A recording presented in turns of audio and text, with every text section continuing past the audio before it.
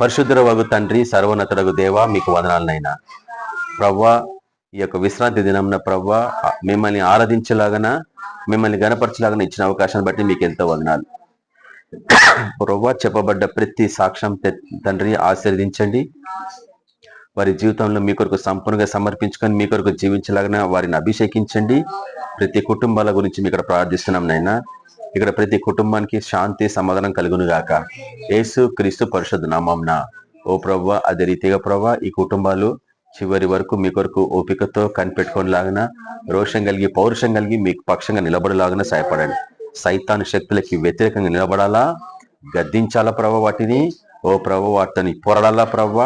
ఓ ప్రవ్వా వాటి మీద విజయం అనుగ్రహించండి. వీళ్ళకి సంపూర్ణమైన విజయం వీళ్ళకి అనుగ్రహించమని ప్రార్థిస్తున్నాం. ఈ యొక్క మధ్యాహ్న కాలంలో మీ గురించి తనమల్లి మేము తలపోస్తున్నాం. ముఖ్యంగా మీ వాక్యాన్ని ధ్యానించిన ఆశపడుతున్నాం. సహాయపడండి, కనికరించండి నైనా. ఓ ప్రభు, మీ కనికరంలో మమ్మల్ని అందరినీ జ్ఞాపకం చేసుకోండి. ఓ ప్రతి కుటుంబాన్ని జ్ఞాపకం చేసుకోండి ప్రభా.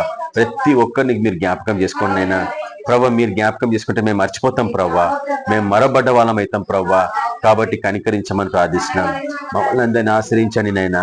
మీ వాక్యంలో స్థిరపరచండి నైనా. మీ వాక్యంలో మేము ఎక్కడున్నామో చూపించండి ప్రభా. నడిపించమని ప్రార్థిస్తున్నాం. ప్రతి ఒక్కరిని మీ కొరకు సాక్ష్యం నిలబెట్టుకోమని యేసు క్రీస్తు పరిశుద్ధ నామమున ప్రార్థిస్తున్నాం తండ్రి. ఆమేన్. హల్లెలూయా.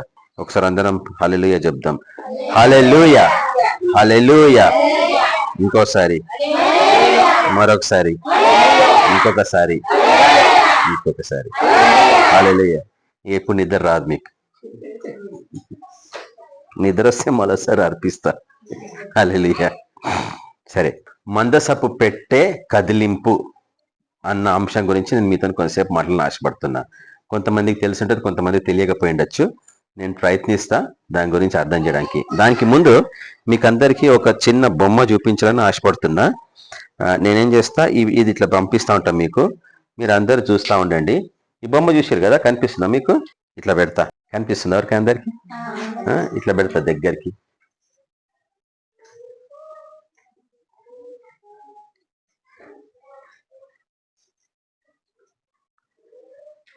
తర్వాత కూడా మీరు చూసుకోవచ్చు. మరి యూట్యూబ్లో వేస్తాం కదా వాక్యాలు, మీరు అందరు చూసిండ్రా ఎప్పుడన్నా? ఇట్లా కనిపి అందరు పంపి, ఇట్లా పట్టుకొని పంపి అందరు.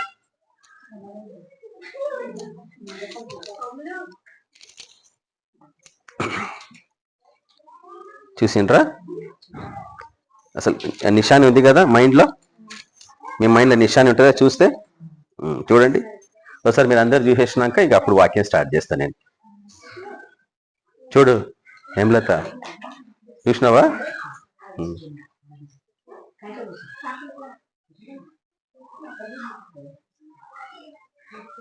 మంచిగా చూడండి, ఉత్తగా అట్లా చూసిపోకండి.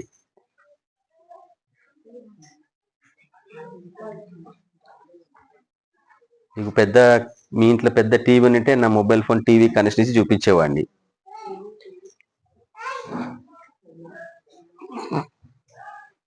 పైన పెట్టుకుంటే పైన చూస్తారు, కింద ఉంటే కింద చూస్తారు.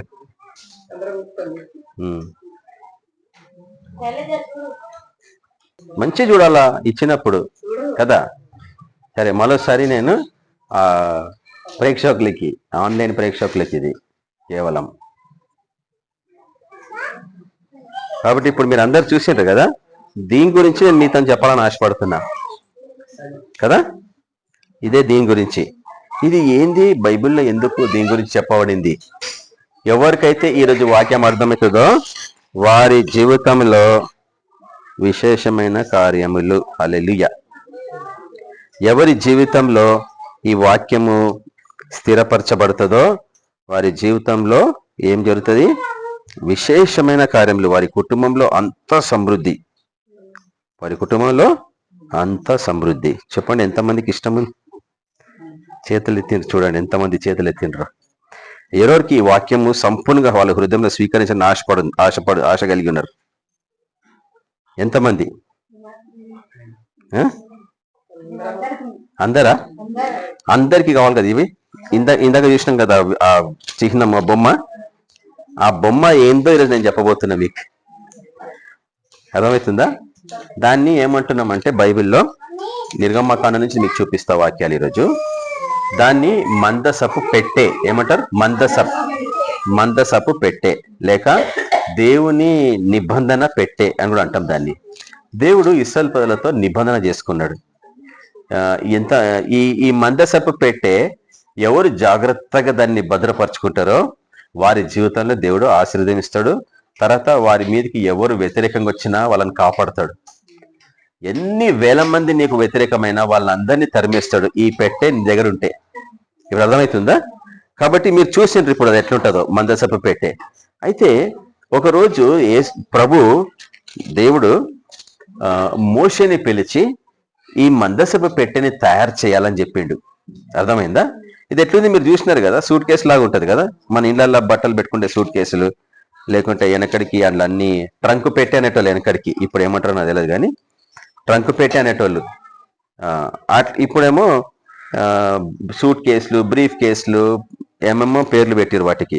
కానీ అప్పుడు మటుకు దాన్ని ట్రంక్ పెట్టె అనేటోళ్ళు, ఇంతకు ముందు మన చిన్న తాతల కాలంలో. అయితే ఈ మందసపు పెట్టె లేక ఇంగ్లీష్ లో arc of the covenant of God అంటాం. ఇంగ్లీష్ లో arc of the covenant, covenant అంటే నిబంధన. ఈ మందసపు పెట్టె దేనికి సంబంధించింది అన్న విషయాలు, దీనికి మన కాలానికి ఎంత సంవత్సరం, ఇప్పుడు దగ్గర దగ్గర 4000 దగ్గర 3-4,000 సంవత్సరాల క్రితం చెప్పబడ్డ వాక్యం ఇది. ఇప్పుడు చూసుకోండి, 3-4,000 సంవత్సరాల తర్వాత మీరు వింటున్నారు ఈ వాక్యాన్ని. కాబట్టి 3-4,000 సంవత్సరాల క్రితం ఏం జరిగిందో అవన్నీ మీకు వస్తాయా లేవా? స్వీకరిస్తారా లేదా? వారికి లాభం జరిగింది, దాన్ని తృణీకరించిన వారికి నష్టం కూడా జరిగింది. అపవిత్రంగా ఆ పెట్టెని ఎవరు తెచ్చిపెట్టుకున్నారో వాళ్ళకి నష్టాలు కూడా జరిగినాయి. దేవుని పట్ల ఆసక్తి కలిగి దేవుని ప్రేమించేవారు దాన్ని పట్టుకుంటే వారి జీవితంలో ఆశలు కూడా వచ్చినాయి. కాబట్టి ఇప్పుడు నిర్గమ కాండంలో నుంచి మీకు ఒక వాక్యాన్ని చూపిస్తా. ఫస్ట్ టైం మొట్టమొదటిసారి ఈ మందసపు పెట్టె దేనికి సంబంధించింది లేక arc of the covenant of God అంటే ఏంది, ఎందుకు సంబంధించిందని నిర్గమకాండము 25వ అధ్యాయము 10 నుండి రాయబడింది. 10 నుండి 22 వచనాలు, దగ్గర దగ్గర 12 వచనాలు కదా. మోషేతో దేవుడు ఏం మాట్లాడింది అనేది ఇక్కడ చెప్పబడింది 10వ వచనంలో. వారు తుమ్మ కర్రతో, ఇప్పుడు బాగా వినాలా, తుమ్మ చెట్టు కర్ర తెలుసు కదా, గట్టిగా ఉంటుంది, రాయిలాగా ఉంటుంది అది. తర్వాత దానికి చెదలు పట్టదు. ఇప్పుడు మీరు ఇందాక చెప్తున్నారు మీ ఇంటికి అన్ని పురుగులు చెదలు పట్టినాయి అనేసి, ఆ తుమ్మ కర్ర అయితే పట్టకపోయేది. యాప చెట్టు కూడా చెదలు పడుతుంది తెలుసా మీకు, చేదు కదా అది, అయినా కానీ దాన్ని పడతాయి. కానీ 2 రకాల చెట్ల గురించి మనం చూస్తాము. ఏదైంది మన తాటి చెట్టు ఉంటుంది, తాటి చెట్టు కర్రకి పట్టవు, చెదలు పట్టవు. తాటి చెట్టు, అందుకే ఊర్లలో మేము పోయిన ఊర్లలో అంతా తాటి చెట్టు కర్రతోని దూలాలు చేసుకొని ఇండ్లు కట్టుకున్నారు. అక్కడ ఏమో ఆశ్చర్యపోయినాం. అంటే అప్పుడు అర్థమైంది దీనికి పురుగు పట్టదు, టేకు కూడా పురుగు పడుతుంది, ఏ చెక్క కానీ ఈ తుమ్మ కర్రకి ఏ పురుగు పట్టదు. ఎందుకంటే అది రాయిలాగా ఉంటుంది, గట్టిగా ఉంటుంది ఆ తుమ్మ కర్ర. తర్వాత తుమ్మ చెట్టు చాలా కాలం బ్రతికుంటుంది, అది చావదు, అది అన్ని చచ్చిపోయినా కానీ అది గట్టిగా ఉంటుంది దీర్ఘకాలం. ఉపమాన రీతిగా తుమ్మకర్ర మన దేవుని సూచిస్తుంది. ఉపమాన రీతిగా అది గట్టిగా ఉంటుంది, శక్తి గలది, చాలా పవర్ఫుల్ది, అది దీర్ఘకాలం ఉండేది. అంటే పురాతనమైన కాలం నుంచి కూడా ఉంటుంది, కొన్ని 100 సంవత్సరాలైనా ఉంటుందంట చెట్టు. అంత గట్టి చెట్టు గురించి చెప్తాను. అయితే ఇక్కడ దేవుడు ఏం చెప్పిండంటే మోషేకి తుమ్మకర్రతోనే చేయాలి ఈ పెట్టె. ఇందాక చూసారు మీరు, చేసి దాని మీద బంగారు రేకు పొదిగించాలా. అంటే నేను స్లోగా మీకు చూపిస్తా ఈ తుమ్మకర్ర ఎట్లా యేసుప్రభుకు సంబంధించిందని. యేసుప్రభుకి ఆ పెట్టెకి ఎంత సంబంధం ఉందని పౌలు హెబ్రీ రాసిన పత్రికలో చెప్తాడు. పౌలుకి ఎన్నో విషయాలు బయలుపరిచిండు దేవుడు. ఎందుకంటే ఆయన ఎక్కువసేపు ప్రార్థనలు కూర్చొని ఇవన్నీ చూసేటాడంట, కళలో, దర్శనాలలో కళ్ళు మూసుకొని ప్రార్థన చేసి ఆ దర్శనాలు చూసేవాడంట. వాక్యంలో బాగా బలపడిండు, కానీ అవి కనిపించాలంటే ప్రార్థన ఒకటే మార్గం. అర్థమవుతుందా? అవి చూసి ఇది యేసుప్రభుకు సంబంధించిందా, ఇంతకాలం అర్థం కాలేదే అని పాపం అందరు బాధపడిండ్రు. కొన్ని వేల సంవత్సరాల తర్వాత నీకు నాకు ఈరోజు దీని గురించి బయలుపరచబడుతుంది. ఇప్పుడు చూడండి, నేను చదువుతాను. వారు తుమ్మకర్రతో ఒక మందసమును చేయవలెను, దాని పొడుగు ఎంతుంది, 2 మూరల. ఒక మూర అంటే చెప్పండి, మీకు అంతే తెలుసు, ఎందుకంటే ఆ పువ్వులు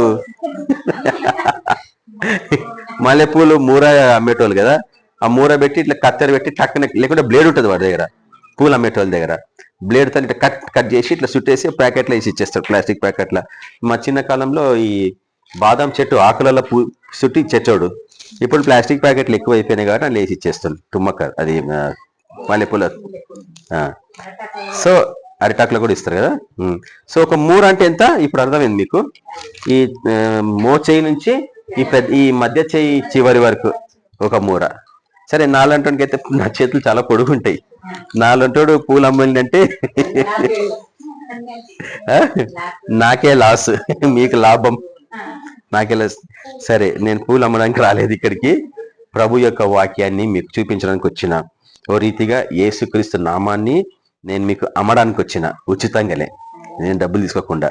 కాబట్టి తుమ్మకర్రతోనే చేయాలా, ఫస్ట్ పాయింట్. తర్వాత చూడండి, దాని పొడుగు ఎంత ఉండాలా? 2 మూరల నర, అంటే 2.5 మూరలు, 2.5 మూరలు. తర్వాత దాని వెడల్పు 3.5 అంటే 3.5.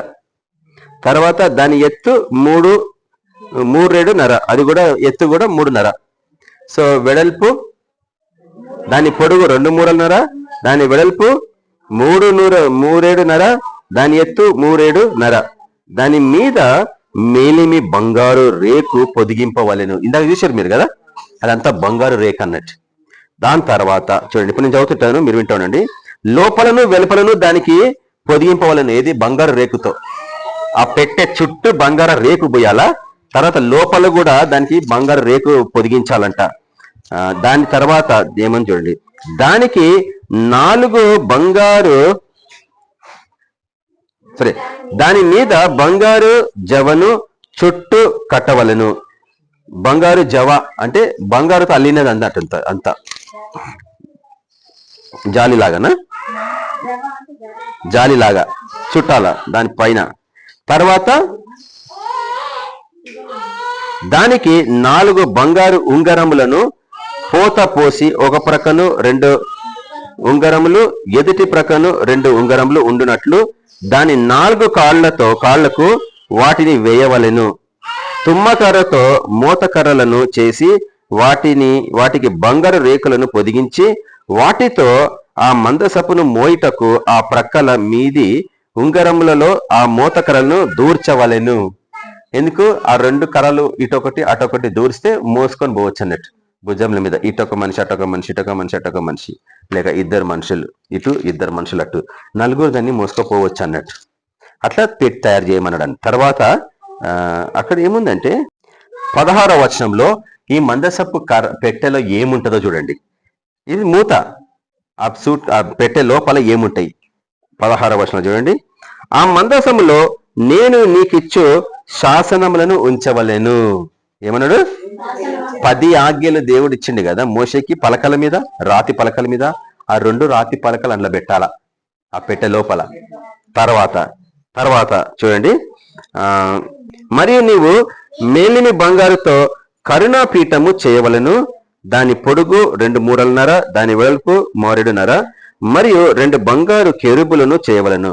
కరుణాపీఠము అంటే ఆ పెట్టె మీద ఒక పీఠం లాగా ఉంటుంది. మీరు చూసారో, అందుకే నేను జాగ్రత్తగా చూడమన్నా. అట్లా చూసి పంపించేసారు మీరు. ఎప్పుడైనా కానీ మీకు ఏదన్నా వస్తువు ఉంటే బహు జాగ్రత్తగా పరిశీలించాలా. బంగారం కొనికి పోయినప్పుడు పరిశీలిస్తారా లేదా? 10 సార్లు చూస్తారు. ఇది మటుకు ఒక క్షణం కూడా చూడకుండా పంపించేసారు. ఈ బొమ్మ ఇట్లా చూసినా మళ్ళీ ఇవన్నీ చెప్పి ఎక్కడున్నాయి? కరుణాపీఠం ఎక్కడ చూసినావా? దాని మీద 2 దూతల బొమ్మలు చూసిండ్రా? ఆ కరుణాపీఠం మధ్యలో ఉంటది.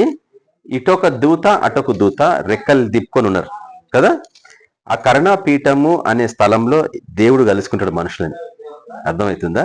ఈ పెట్టెకి అంత విలువ ఇచ్చిండు దేవుడు. నేను కొంచెం స్పీడ్గానే పోతాను టైంని బట్టి. తర్వాత మరియు 2 బంగారు కెరూబులను చేయవలను. కెరూబులు అంటే దేవదూతల బొమ్మలు అన్నట్టు. 2 బంగారు కెరూబులను చేయవలను. కరుణాపీఠం యొక్క 2 కొనలను నకిషీగా చేయవలను.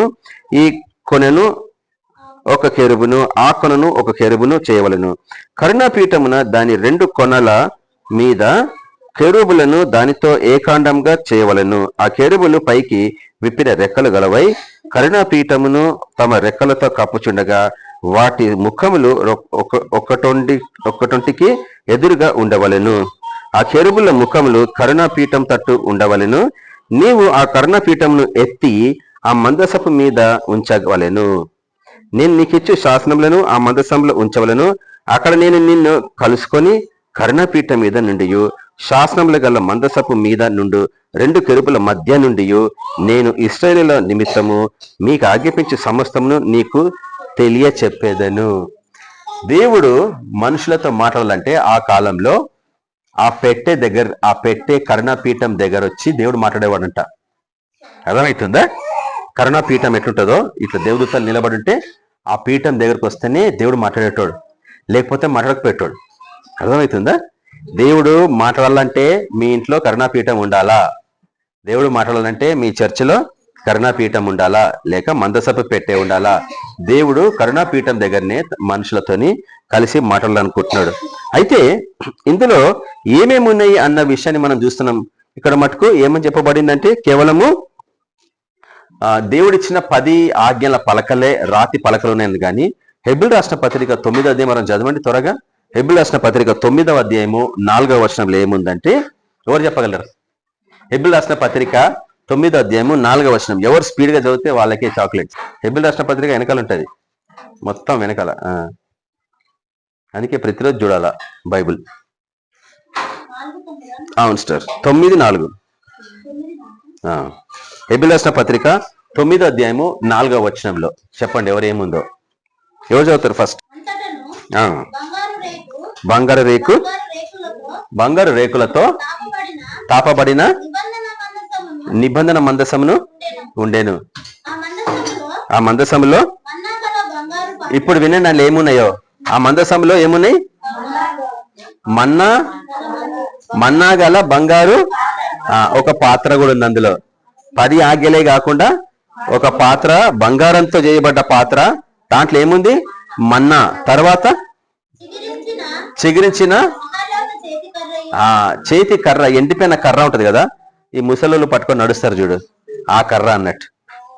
ఆ కర్రకి చిగురొచ్చిందంట. ఆశ్చర్యం కదా? ఆ చిగురించిన కర్ర అందులో పెట్టాల. ఆ ఏది మందసపు పెట్టెలు ఏమేమి ఉన్నాయి చెప్పండి. ఫస్ట్ది, మొదటిది 10 ఆజ్ఞల రాళ్ళు, శాసనాలు, 10 ఆజ్ఞలు రాసిన పలకలు. రెండవది బంగారు, దాంట్లో మన్నా. అప్పుడు మన్నా గురిసేది కదా, ఆ కొంత తీసి అందులో పెట్టిర్రు, భద్రపరిచిర్రు. మూడవది చిగురించిన కర్ర. ఈ 3 ఆ మందసపు పెట్టెలేసి దాన్ని సీల్ చేసి ఆ కాలం నుంచి దీర్ఘకాలము అది ఇశ్రాయేలు ప్రజల మధ్యలో ఉండాల. అది ఉన్నంత కాలమే దేవుడు ఏమన్నాడు? నేను మీతో మాట్లాడాలన్నా, మిమ్మల్ని కాపాడాలన్నా, మీకు ఏమి ఇవ్వాలన్నా, నన్ను మీరు కలుసుకోవాలనుకుంటే మీరు అక్కడికి రావాలా, ఆ పెట్టె దగ్గరికి. ఆ పెట్టె దగ్గరికి వచ్చి నాతో మాట్లాడితే నేను మీతో మాట్లాడతాను అని చెప్తున్నాడు దేవుడు. అర్థమవుతుందా? కాబట్టి ఇప్పుడు మీరు బాగా అర్థం చేసుకోవాలా. మరి ఇప్పుడు ఎక్కడుందా మందసపు పెట్టె? ఉంటే అందరు మీరు పోయేటోళ్ళ లేదా? ఇప్పుడు వేరే మతస్థులు పోతుంటారు కదా రకరకాల స్థలాలకి. కొంతమంది ఇక్కడ, కొంతమంది అక్కడ, కొంతమంది రోమ్కి వెళ్తారు, ఇటలీకి వెళ్తారు, కొంతమంది తిరుపతికి వెళ్తారు, కొంతమంది కాశీకి వెళ్తారు, కొంతమంది ఇంకెక్కడెక్కడ వెళ్తారు మందిరాలకి, కొంతమంది హజ్కి వెళ్తారు దుబాయ్లో. అట్లా ఒక్కొక్క మతస్థులు ఒక్కొక్క స్థలానికి వెళ్తారు. మళ్ళీ ఈ మందసపు పెట్టే దగ్గరనే దేవుడు మీతో మాట్లాడుతూ అంటున్నాడు. మరి మందసపు పెట్టె ఎక్కడ ఉంది ఎవరికైనా తెలుసా? ఇశ్రాయేలు ప్రజలకు కూడా తెలియదు. తెలుసా మీకు? పోగొట్టుకున్నారు దాన్ని. ఇశ్రాయేలు ప్రజలకు కూడా తెలియదు. నేను ఇప్పుడు అవన్నీ మీకు చూపిస్తాను, కానీ ఎప్పుడన్నా అవకాశం ఉంటే చూపించేవాడినమ్మా. కొన్ని సంవత్సరాల క్రితము నేను చూపించిన, ఒక 25-26 సంవత్సరాల క్రితము ఇవన్నీ నేను చూపించిన. ఇశ్రాయేలు ప్రజలు ఎట్లా పోగొట్టుకుంటారు, ఎక్కడ పోగొట్టుకుర్రు, ఎవరి కాలం వరకు ఉండే కూడా చూపించిన వాక్యం. ఒక పాత నిబంధన ఇర్మియా కాలం వరకు ఉంటుంది. అది ఇర్మియా ఉంటాడు కదా ప్రవక్త అయిన ఇర్మియా కాలం వరకు కనిపిస్తుంది. దాని తర్వాత ఈ రోజు వరకు ఎక్కడ కనిపించదు. అప్పుడప్పుడు ఇంటర్నెట్ లో పెడతా ఉంటారు మనుషులు, మందసపు పెట్టె దొరికింది అని. కానీ నేను ఛాన్సార్లు చూసిన, అరే అట్లెట్లా దొరికింది, నీ ఎక్కడ న్యూస్ పేపర్లో చూడలేదే, వీడు ఎట్లా చూపించినది చూస్తే అలా అసలు మందసపు పెట్టె గురించి చెప్పాడు. అంటే మోసం అన్నట్టు. అందుకే యూట్యూబ్ వీడియోస్ చాలా జాగ్రత్తగా, టైం అంతా లాగేస్తుంది అది. జాగ్రత్తగా ఇది ఈ మందసభ పెట్టే దొరికిందని ఎవడు పెట్టిండి ఇక్కడ? ఇదేమన్నా గవర్నమెంట్ న్యూస్ ఏజెన్సీయా లేక ఎవడు సామాన్య ప్రజలు యూట్యూబర్సా? తెలుసుకోవాలా, తెలుసుకొని టైం పోగొట్టుకోవద్దు. ఎందుకంటే యూట్యూబ్ చాలా టైం లాగేస్తుంది. ఫేస్బుక్, ట్విట్టర్లు అంతా టైం లాగేసి నీ టైం అంతా దొంగలిస్తాయి. నీ టైంని దొంగలించేది దుష్టుడనుంది వాక్యం. అర్థమైందా? అపవాది నీ యొద్ద నుంచి సమయాన్ని దొంగలించేదాడు. వాడు దొంగ. కాబట్టి విలువగల సమయం మీరు బాగా అర్థం చేసుకోండి. టైం అంటే ఏందో చాలా మందికి తెలియదు. టైం అంటే ఇచ్చిన దేవుడు ఇచ్చిన టైం పోతా ఉంది కదంటారు. కాదు, టైం అంటే ఆయుష్. నీ లైఫ్లో గంట గడిచిపోయింది, నీ లైఫ్లో ఒక 3 గంటలు గడిచిపోయింది. ఉదయం నుంచి సాయంత్రం వరకు. మనం 1 గంటకు వచ్చినాము, ఇప్పుడు ఏమైతుంది? 3 అవుతుంది దగ్గర దగ్గర. అంటే 3 గంటలు అయిపోయినట్ట. నీ లైఫ్లో 3 గంటలు అయిపోయింది. సమయం అంటే అంత విలువ. మళ్ళీ వస్తుందా 3 గంటలు వాపస్? నువ్వు వయసు యవ్వన కాలం నుంచి వయసు దాటుతూనే ఉంటుంది, కానీ మళ్ళీ యవ్వనంగా పోతావు వాపస్? ఎవ్వడు పోడు కదా. ఎవరైనా పోతారా? నికోదీమస్ అడిగిండు, నేను మళ్ళా తిరిగి జన్మించాలంటే ఈ వయసు ముసలోని నేను మళ్ళా ఎప్పుడు తల్లి గర్భంలోకి పోయి మళ్ళీ ఎప్పుడు నేను బయటికి రావాలా? ఆయన కూడా అర్థం కాలే, అంత పెద్ద చదువుకున్నోడికి కూడా. ఇది ఆత్మీయమైంది. అందుకే మీరు బాగా అర్థం చేసుకోండి. మీ టైంని మీరే విమోచించుకోవాలంటాడు ఎఫెసీయులకు రాసిన పత్రికలో. సమయాన్ని పోనీయక సద్వినియోగం. సద్వినియోగం అంటే ఏం తెలుసా? లాభం. వినియోగం అంటే తెలుసా ఎవరికైనా? వినియోగం అంటే ఏం చెప్పు? వినియోగదారుడు అంటే ఎవరు? కస్టమర్. వినియోగదారు అంటే కస్టమరే కదా. నువ్వు కస్టమర్ లాగా వాడుకో. కస్టమర్ అంటే ఎవరు తెలుసా? వస్తువులు కొనుక్కుంటారు దుకాణంలోకి పోయి, కొనుక్కుండేవాడిని వినియోగదారుడు అంటారు. దాన్ని వినియోగించుకునేవాడు అంటే ఎవరు తెలుసా? దేవుడు నీకు టైం ఇచ్చిండు, నువ్వు కస్టమర్. దేవుడు నీకు సెల్ చేస్తాడు, టైం అమ్ముతున్నాడు. దేవుడు నీకు టైం ఇస్తుండు, అమ్ముతున్నాడు. నువ్వేం చేయాలి? దాన్ని వినియోగించుకోవాలా. కొనుక్కున్నావు, ఫ్రీగా ఇచ్చిండు, కానీ వినియోగించుకోవాలా. తన బిడ్డలకి ఇస్తుండు, ఈ లోకస్తులకు అందరికీ ఇస్తుండు, అందరూ ఆయన పిల్లలే. కానీ మనం దేవుని కుమారులం. ఎందుకంటే దేవుడు మనం రక్షించుకోండు కాబట్టి, ఆయన పరిశుద్ధాత్మ ముద్రించుకోండు కాబట్టి మనం దేవుని కుమారులం. కాబట్టి మనం దీన్ని పోనీయద్దు. ఎట్లా వాడుకోవాలి టైం నేను చెప్తున్నా మీకు. ఈ లోకస్తులు దాన్ని వాడుకుంటున్నారు, కానీ దేవుని బిడ్డలు వాడుకుంటలేరు. అది నాకు బాధ అనిపిస్తుంది ఎప్పుడన్నా కానీ. ఎట్లా తెలుసా? ఈ లోకస్తులు ఎట్లా టైం వాడుకుంటారు తెలుసా? వడ్డీకి ఇస్తారు తెలుసా పైసలు? ఎంతకి ఇస్తారు?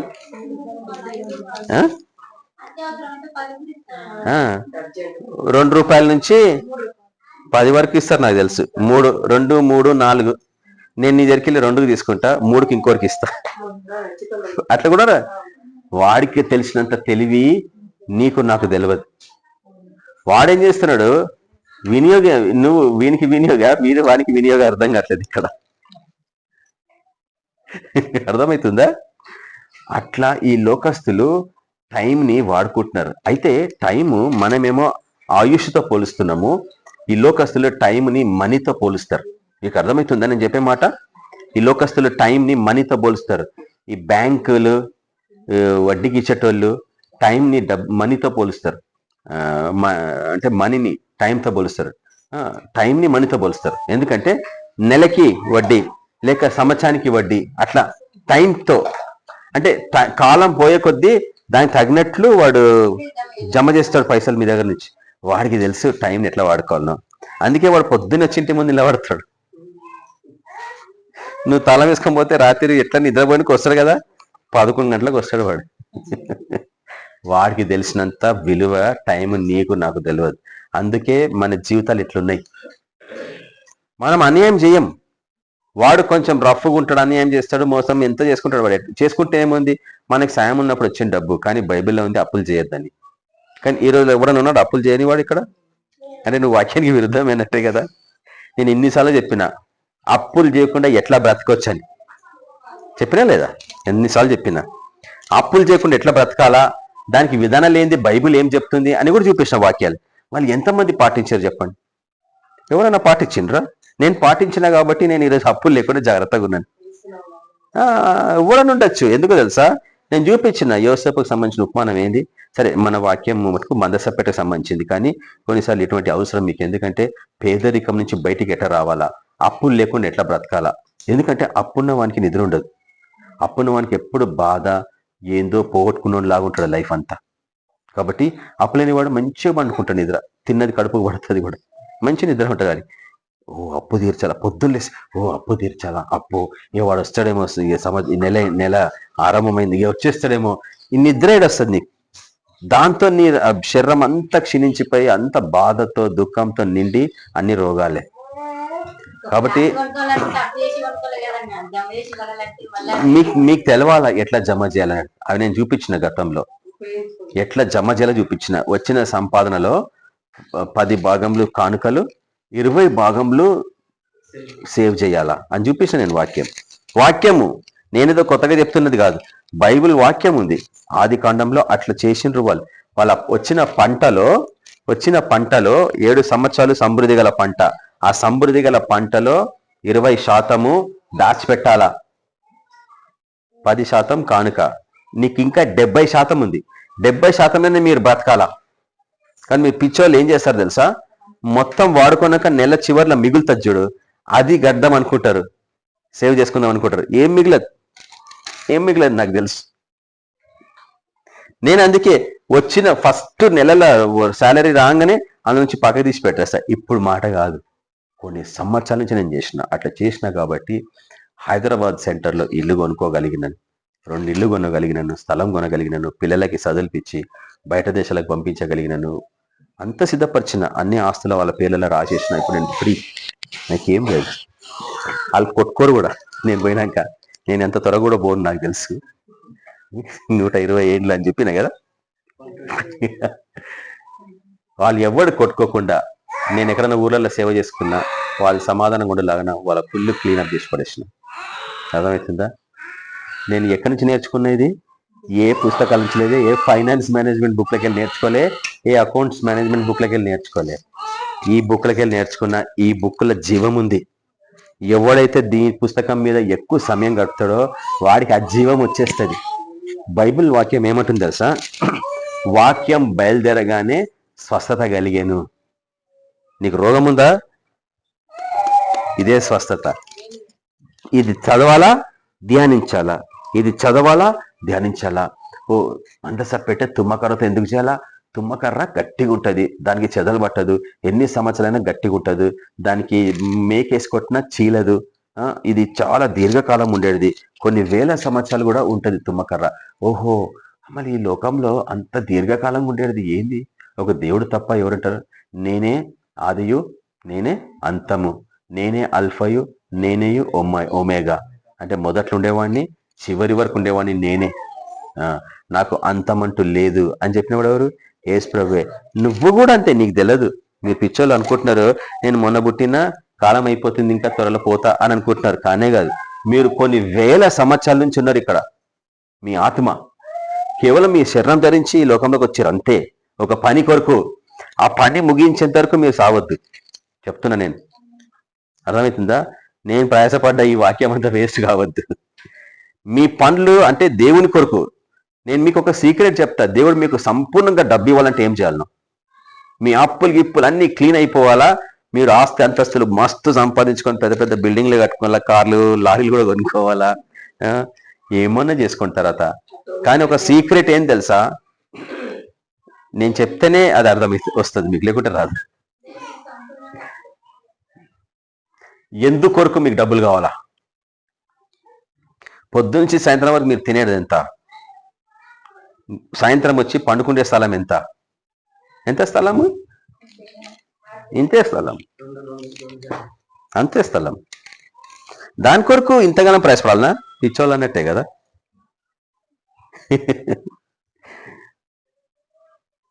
దేవుని సేవ కొరకు నేను సంపాదిస్తాను ఒక్కసారి తీర్మానించుకోండి. నేను చెప్తున్నా, లక్షలు కోట్లు మీ ఇంట్లోకి వస్తాయి. వచ్చే కొద్దీ సేవకు ఇవ్వండి, వచ్చే కొద్దీ సేవకు ఇవ్వండి. ఎట్లా ఇవ్వస్తారు? నేను మీకు ఎన్నిసార్లు చెప్పిన, కానుకలు ఎట్లా ఇవ్వాలా. చాలా మంది కానుకలు పాస్టర్లకు ఇస్తారు, తప్పులేదు, పాపం వాడు దాని మీద బ్రతకాలి కాబట్టి పర్లేదు. కానీ మీ కానుకని 4 భాగాలు చేయాలని వాక్యం చెప్తుంది. నేను చూపించిన వాక్యం ఎన్నిసార్లు. మీరు ఇచ్చే కానుకలని 4 భాగాలు చేయాలా. ఒక భాగము పాస్టర్కి ఇవ్వాలా కానుక, వాడు కూడా బ్రతకాలి కాబట్టి, వాడు ఫుల్ సేవకుడు కాబట్టి. రెండో కానుక, రెండో భాగము విధవరాళ్ళకి ఇవ్వాలా. పేద విధవరాలు ఉంటారు కదా పాపం, తిండి వాళ్ళకి ఉద్యోగాలు ఉండదు, తిండి ఉండదు. పేద విధవరాళ్ళకి ఇవ్వాలా ఒక భాగం. 3వ భాగము అనాథలకు ఇవ్వాలా. అనాథ ఆశ్రమాలు ఉంటాయి కదా, వాళ్ళకి పోయి ఆ పిల్లలకి ఆహారం పెట్టాలా, వాడికి స్కూల్కి ఫీజు కట్టాలా. 2000 ఏమైతే సంవత్సరానికి ఫీజు గవర్నమెంట్ స్కూల్స్ వల్ల. మీకు తోచిన కాడికి మీ కానుక ఎంత ఉందో అందులో 4 భాగాలు చేయండి, అవి వాడకపోయి ఇచ్చేయాలా. ఇంకొక 4వ భాగం ఉంది కదా, 4వ భాగం ఏం చేయాలా? 4వ భాగం ఏం చేయాలంటే పరదేశులకు ఇవ్వాలని ఉంది వాక్యం. పరదేశులు అంటే మన సిటీకి వచ్చి బతకనికి వస్తారు చూసినావా, మీకు అప్పుడప్పుడు కనిపించే ఫుట్పాత్ల మీద పండుకొని ఉంటారు వాళ్ళు. మేము పోయి ఇస్తాం వాళ్ళకి, రాత్రుల పూట లేపి వేడి బిర్యానీ, చికెన్ బిర్యానీ ప్యాకెట్లు ఇస్తాం వాళ్ళకి. ఇచ్చి గ్లాస్ అది నీళ్ళ ప్యాకెట్ ఇస్తాము. చలికాలం వస్తే పొద్దున్నే పోయి ఫ్లాస్క్లలో ఛాయ్ తీసుకొని పోతాం, పోయి అందరికీ ఛాయ్ పోస్తాం. పాపం వాళ్ళకి ఇల్లు లేదు, వాడు బీహార్ నుంచో ఎక్కడి నుంచో వస్తుండే పాపం మన సిటీలో బతకడానికి. నువ్వు సిటీలో ఉండి వానికి నువ్వు ఏం చేసినావు అని ఒకరు తప్పగడుగుతాడు దేవుడిని. అర్థమవుతుందా? నేనేం చేస్తా తెలుసా, బయట దేశాలకే వస్తా చూసినావా యవనస్తులు, ఆఫ్ఘనిస్తాన్, ఇరాన్, ఇట్లా రకరకాల దేశాల నుంచి వస్తారు కదా, వాళ్ళకి హెల్ప్ చేస్తాను నేను. ఇంకటి నాకు అటువంటి యోగ్యత ఇచ్చిండు దేవుడు. వీళ్ళకి కూడా హెల్ప్ చేస్తాం. రాత్రుల్లో పోయి వాళ్ళకి బిర్యానీ పెట్టడము, పండుకున్న వాళ్ళని లేపి వాళ్ళకి ప్రేయర్ చేస్తాం, తల మీద చేపెట్టి ప్రార్థన చేస్తాం, వాళ్ళ తన పాపాలు ఒప్పిస్తాం, వాళ్ళకి బిర్యానీ ప్యాకెట్ ఇస్తాం. ఫస్ట్ పాయింట్ అది ఇంపార్టెంట్, పాపాలు ఒప్పియాలి వాళ్ళతో. ఎందుకంటే నువ్వు అన్నం ఇస్తున్నావు కదా, నువ్వు చెప్పిన మాట వింటాడు వాడు. సరే, మందసపెట్ట గురించి మనం మాట్లాడదాం అనుకున్నాం, కానీ సేవా జీవితంలో క్రైస్తవులు ఎట్లా బ్రతకాలా, ఎట్లా జీవించాలో ఎవరు చెప్తలేరు. ఈ విధంగా చేస్తే దేవుడు మిమ్మల్ని ఎట్లా ఆశీర్వదిస్తారు తెలుసా? ఈ రోజు ఒక 10 మందికి నువ్వు ఆ ఫుట్పాత్ మీద బిర్యానీ పెట్టినావు, కానీ ఒక సంవత్సరం పోయినాక ఏమైతే తెలుసా, 100 మందికి పెడతావు బిర్యానీ. ఇంకొక సంవత్సరం పోయినాక 300 మందికి పెడతావు. అట్లా నీ సంవత్సరాలు దొరలే కొద్దీ 1000 మందికి నువ్వు ఆహారం పెడతావు. అంతగా డబ్బు నేర్కొస్తుంది. అర్థమవుతుందా? నీకు అప్పుడే తెలుస్తుంది విలువ, డబ్బు విలువ. ఇప్పుడు కాదు. చాలా మంది ఏమంటారు తెలుసా, అరే సంపాదిస్తే తెలుస్తుంది దైవ అంటారు. అన్ని ఉల్టా మాటలై. విలువ ఎప్పుడు తెలుస్తుంది డబ్బు అంటే, దేవుడిచ్చిన డబ్బుని దేవుని మహిమ కొరకు వాడినప్పుడే దానికి విలువ. అది తన బిడ్డల కొరకు ముఖ్యంగా పెట్టిండు. కానీ దురదృష్టం ఏంటంటే దేవుని నమ్మని వారు దాని విలువ తెలుసుకున్నారు. వాళ్ళు అన్నదానం చేస్తారు, కొన్ని 100 మందికి అన్నదానం చేస్తారు. ఏ చర్చ చేస్తుంది చెప్పండి? ఈరోజు మందిరాల్లో పోండి, వాళ్ళు అన్నదానాలు చేస్తారు, వాళ్ళ పండగలు వస్తే అన్నదానాలు చేస్తారు. మళ్ళీ నువ్వెప్పుడు చేస్తేవి? అర్థమవుతుందా? వాక్యానికి విరుద్ధంగా ఉండి నేను దేవుని బిడ్డనంటే దేవుడు మెచ్చుకుంటాడా? కదా? ఈ దినం తీర్మానించుకోండి, మీ జీవితాలలో సమృద్ధిగా ఆహారం ఉండాలా, మీ జీవితాలలో సమృద్ధిగా ఆరోగ్యం ఉండాలా, మీ జీవితాలలో, మీ బిడ్డల జీవితాలలో సమృద్ధి గల భవిష్యత్తు ఉండాలా. ఫ్యూచర్, భవిష్యత్, భయపడద్దు రేపు ఏం జరుగుతుంది అనేది. మీ జీవితంలో సమృద్ధి గల చదువు ఉండాలా, మీ జీవితంలో సమృద్ధి గల ఉద్యోగాలు ఉండాలా. ఎప్పుడు నిరుద్యోగి జీవితం జీవించద్దు. నేను జీవించలేను నా లైఫ్లో. ఏ రోజు కూడా నిరుద్యోగం నేను లేను. ఈ రోజు ఉద్యోగం మానేస్తే రేపు పొద్దున్న ఇంకొక ఉద్యోగం ఉంది నాకు. పిలిచిచ్చిన ఉద్యోగాలు నా జీవితంలో చెప్తున్నా కదా. నేను ఎవరో వానంట వీనంట పరిగెత్తి సంపాదించే ఉద్యోగాలే కావు, గవర్నమెంట్ ఉద్యోగాలు. నేను అట్లా వదిలేసిన, ఎందుకంటే అలా లంచాలు అడుగుతున్నారని. గవర్నమెంట్ ఉద్యోగాలు, పెద్ద పెద్ద ఉద్యోగాలు, సంవత్సరానికి 3 లక్షల జీతం వదిలేసిన నేను. ఎందుకంటే వాళ్ళు లంచాలు అడుగుతున్నారు. ఒక గవర్నమెంట్ జాబ్ పోతే 20 లక్షలు ఈయన జాబ్ ఇచ్చేస్తాడు. నేను నీకు 20 లక్షలు ఇచ్చి జాబ్ నేను చేసుకోవడం తప్పు. బైబిల్ వాక్యం ప్రకారంగా అది విరుద్ధం. లంచము తీసుకోవడం యెహోవాకు అసహ్యం అనుంది. లంచం ఇవ్వడం ఖుషియా? దేవునికి సంతోషమా? తీసుకున్నవాడు అంటే, లంచాలు తీసుకునేవాడు అంటే దేవునికి అసహ్యం అని ఉంటే, లంచాలు ఇచ్చేవాడు అంటే మెచ్చుకుంటాడా? లంచాలు ఇచ్చేవాడు అసహ్యమే కదా. మన క్రైస్తవులలో లంచం లేదా చెప్పండి? చర్చిలో లంచాలు లేవా? గవర్నమెంట్ ఎంప్లాయీస్ క్రైస్తవులు లేరా? లంచాలు తీసుకోకుండా వాళ్ళు పనిచేస్తలేరా? చేస్తున్నారా? మళ్ళీ చెప్పండి, దేవుని బిడ్డలని చెప్పుకున్నప్పుడు లంచాలు తీసుకుంటే నువ్వు అసహ్యమా కదా దేవునికి? మళ్ళీ నిన్ను ఎట్లా కాపాడుతారు దేవుడు? ఒక రోజు మీరు అంతా పరిశీలన అవుతారు. మీరు అనుకున్న పాస్టర్లు కనిపించారు పరలోకంలో, మీరు అనుకున్న భక్తులు కనిపించారు. అరే ఈ భక్తుడు ఎంత బాగుంటే కానీ ఈయనేంటి ఇక్కడ నరకంలో ఉన్నాడు. సరే, మీరు నరకం పోవాలని నేను కోరుకోను, నేను చెప్తున్నా. పైనకి వెళ్ళి కూడా కనిపిస్తాను కింద పరలోకంలో ఉంటే కూడా కింద ఏం జరుగుతుందో తెలుసు కనిపిస్తానే ఉందా లేదా? బైబిల్ వాక్యం చెప్తుంది లాజర్ విషయంలో. పేదవాడని లాజరు నా పరలోకంలో ఉన్నాడు, అబ్రాహం రొమ్మున. ధనికుడు నరకంలో ఉన్నాడు, కాల్తా. కనిపించిందా లేదా? కనిపిస్తుంది అన్న విషయం అక్కడ మాట్లాడుతున్నాడు. కాబట్టి మీ జీవితాలలో దేవుడు సమృద్ధి గల జీవితాన్ని ఇవ్వాలని ఆశపడుతున్నాడు. దానికి తగిన ప్రయత్నాలు మనం ఏం చేయాలా? ముఖ్యంగా ఇంతవరకు మనం చూస్తున్నాం, దేవుడు నిన్ను కలుసుకోవాలా, దేవుడు నిన్ను ఆశీర్వదించాలంటే మటుకు నువ్వు ఆ మందసపు పెట్టె దగ్గరికి రావాలా. అర్థమవుతుందా? ఇక్కడ వరకైతే అర్థమైంది కదా. ఇప్పుడు కొంచెం ముందుకు వెళ్తాం చూడండి. ఎందుకంటే ఈ మందసపు పెట్టెలో ఏముందంటే మన్నా. ముందు 10 ఆజ్ఞలు, 10 ఆజ్ఞలు పాటించేవాడే దేవుని కుమారుడు. తర్వాత ఆ బంగారు పాత్రలో ఉన్న మన్నా అంటే దేవదూతలు తినే ఆహారం అనుంది ఎక్కడనో. సరే, పరలోకంలో ఎవరు తినడని ఉంది వాక్యం, ఉందా లేదా? పరలోకంలో తినేది తాగేది లేదని ఉంది. అక్కడ ఎప్పుడు దివరాత్రులు దేవుని స్తుతించి ఆరాధించడమే ఉన్నది. అంటే మన్నమలు ఎవరు తిన్నారు అంటే పరలోకంలో ఉండే దేవదూతలా, లేక పరలోకం నుంచి ఈ భూమి మీదకి వచ్చే దేవదూతలా? ఎందుకంటే ఈ లోకంలోకి రావాలంటే శరీరానికి ఆహారం అవసరం, ఆ లోకంలో అవసరం లేదు. కాబట్టి పరలోకంలో మన్నా తినేది ఏముండదు. ఆ దేవదూతలు ఈ లోకంలో రావాలంటే వాళ్ళు తినే ఆహారం. ఎందుకంటే పాత నిబంధన కాలంలో ఆ దేవదూతలకు పని అప్పచెప్పిన దేవుడు, పోయి సహాయం చేయి మా వాళ్ళకి, మా మనుషులకి, నేను మనిషిని సృష్టించిన ఆదమ వాళ్ళకి సాయం చేయి, మోషకి సాయం చేయపో, అబ్రామ్తో పోయి సాయం చేయపో, లోతుకు పోయి సాయం చేయపో అని ఆ దేవదూతలకి ఆహారం పెట్టి పంపించేటోడు దేవుడు. కాబట్టి దేవదూతలు భూమి మీదకి రావాలంటే భూమి మీద కేవలం శరీరమే ఉండాలా. శరీరం ఉంటే ఆకలి అవుతుంది, ఆకలి కావాలంటే తినాలా. కాబట్టి ఆ దేవదూతలకి ఆహారం అట్లా ఇచ్చేవాడు దేవుడు, వాళ్ళకి తీసుకొచ్చేవాళ్ళు. అయితే వాళ్ళు ఏం చేసిండ్రు, అరణ్యంలో ఇస్రాయేలీయులకి ఆ మన్నను అక్కడి నుంచి ఇసిరేసారు. వాళ్ళు తినే ఆహారము, నాకు కొంచెం కష్టం చెప్పడము, నేను తినే ఆహారము ఆ పక్కన ఉన్న పేదోనికి పడేస్తున్నా. దేవదూతలు అట్లనే చేశారు. నీకు అర్థమవుతుందా నేను చెప్పే మాట? మన్నా ఎట్లా పడేసారు? ఆ దేవదూతలు తింటున్నారు, ఈ లోకాలకు వచ్చే వాళ్ళు తినే ఆహారాన్ని ఉపవాసం ఉండి నీకు పడేసారు. ఇది ఎక్కడుంది బ్రదర్ వాక్యం అంటే?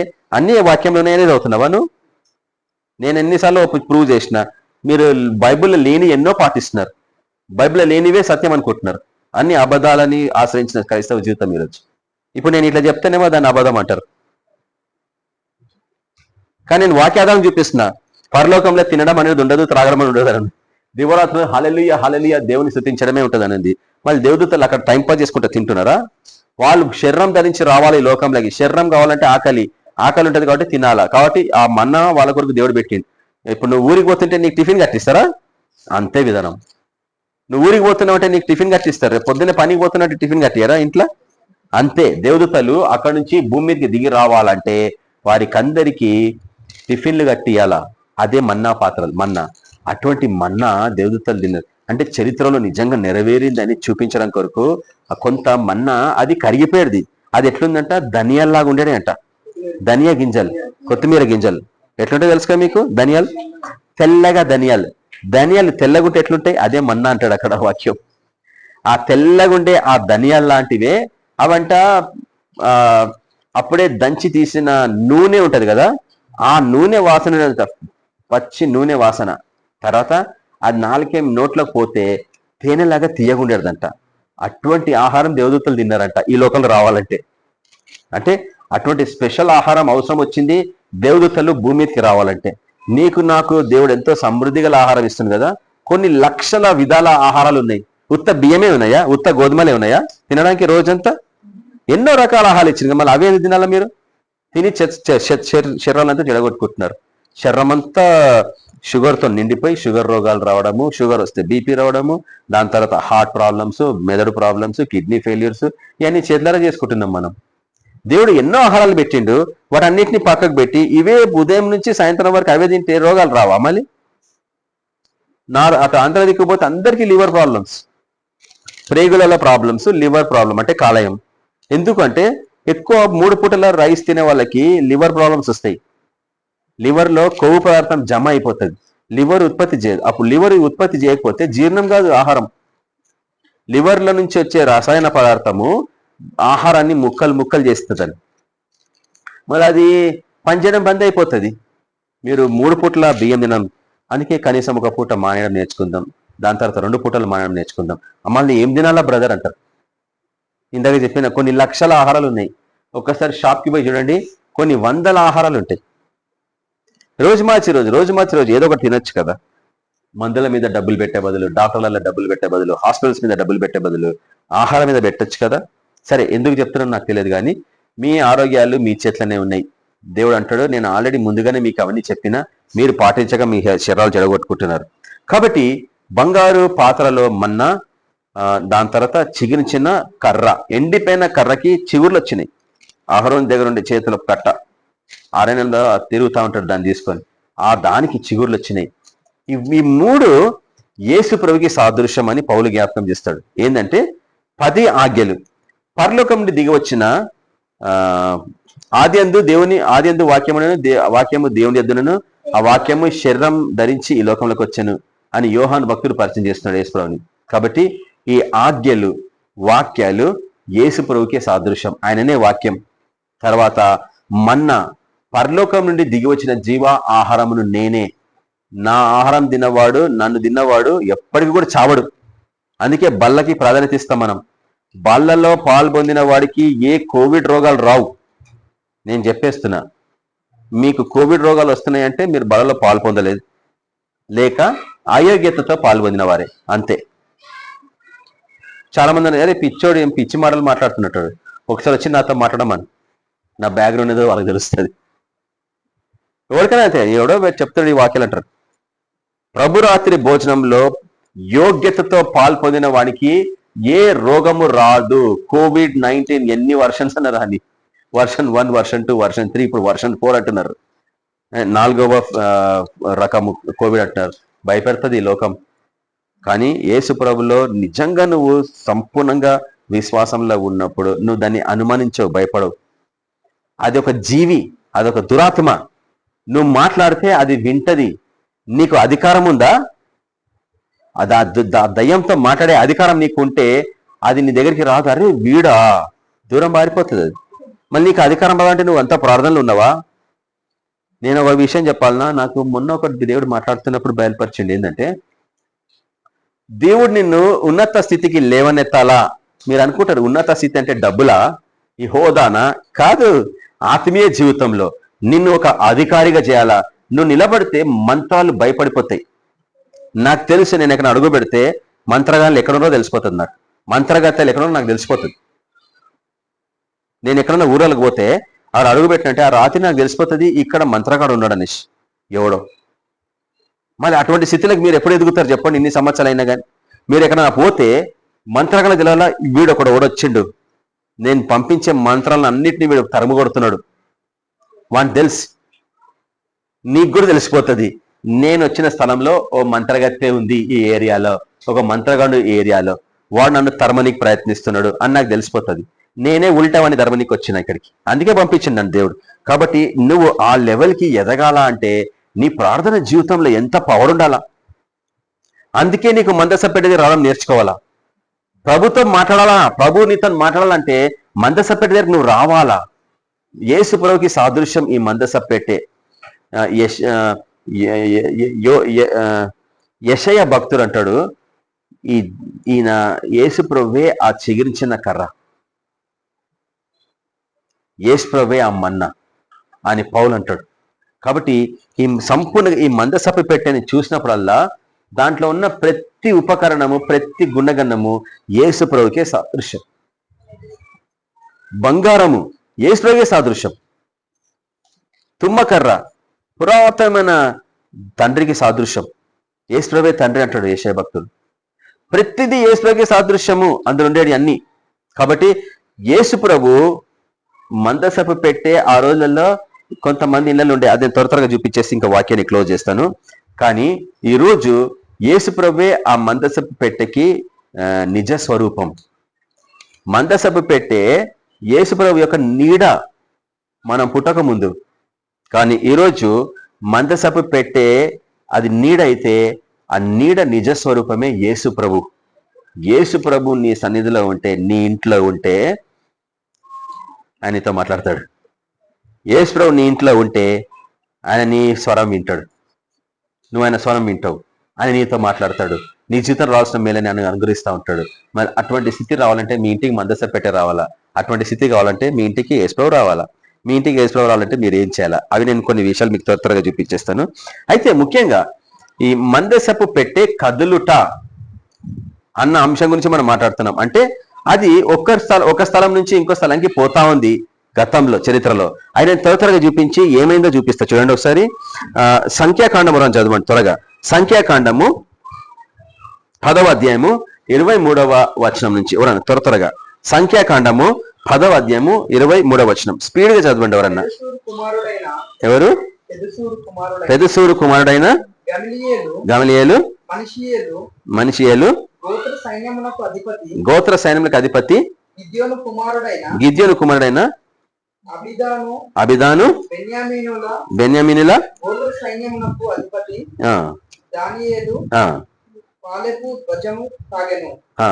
అది పాలెములన్నిటిలో వెనుక నుండెను. అమిషాదాయ కుమారుడైన అహీయెజెరు సైన్యమునకు అధిపతి. ఒక్రాను కుమారుడైన పగియేలు షేరీయుల గోత్ర సైన్యమునకు అధిపతి. ఏనాను కుమారుడైన అహీర నఫ్తాలీయుడు గోత్ర సైన్యమునకు అధిపతి. 36 వరకు చదువు. 36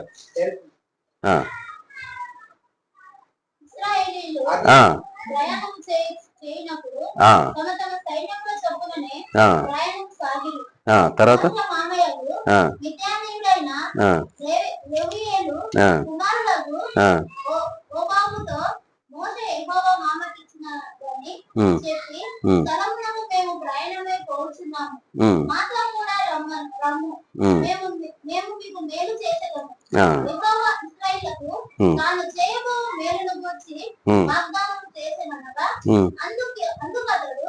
నేను రాను, నా దేశమునకు నా వంశస్థుల యొద్దకును వెళ్ళేదనెను.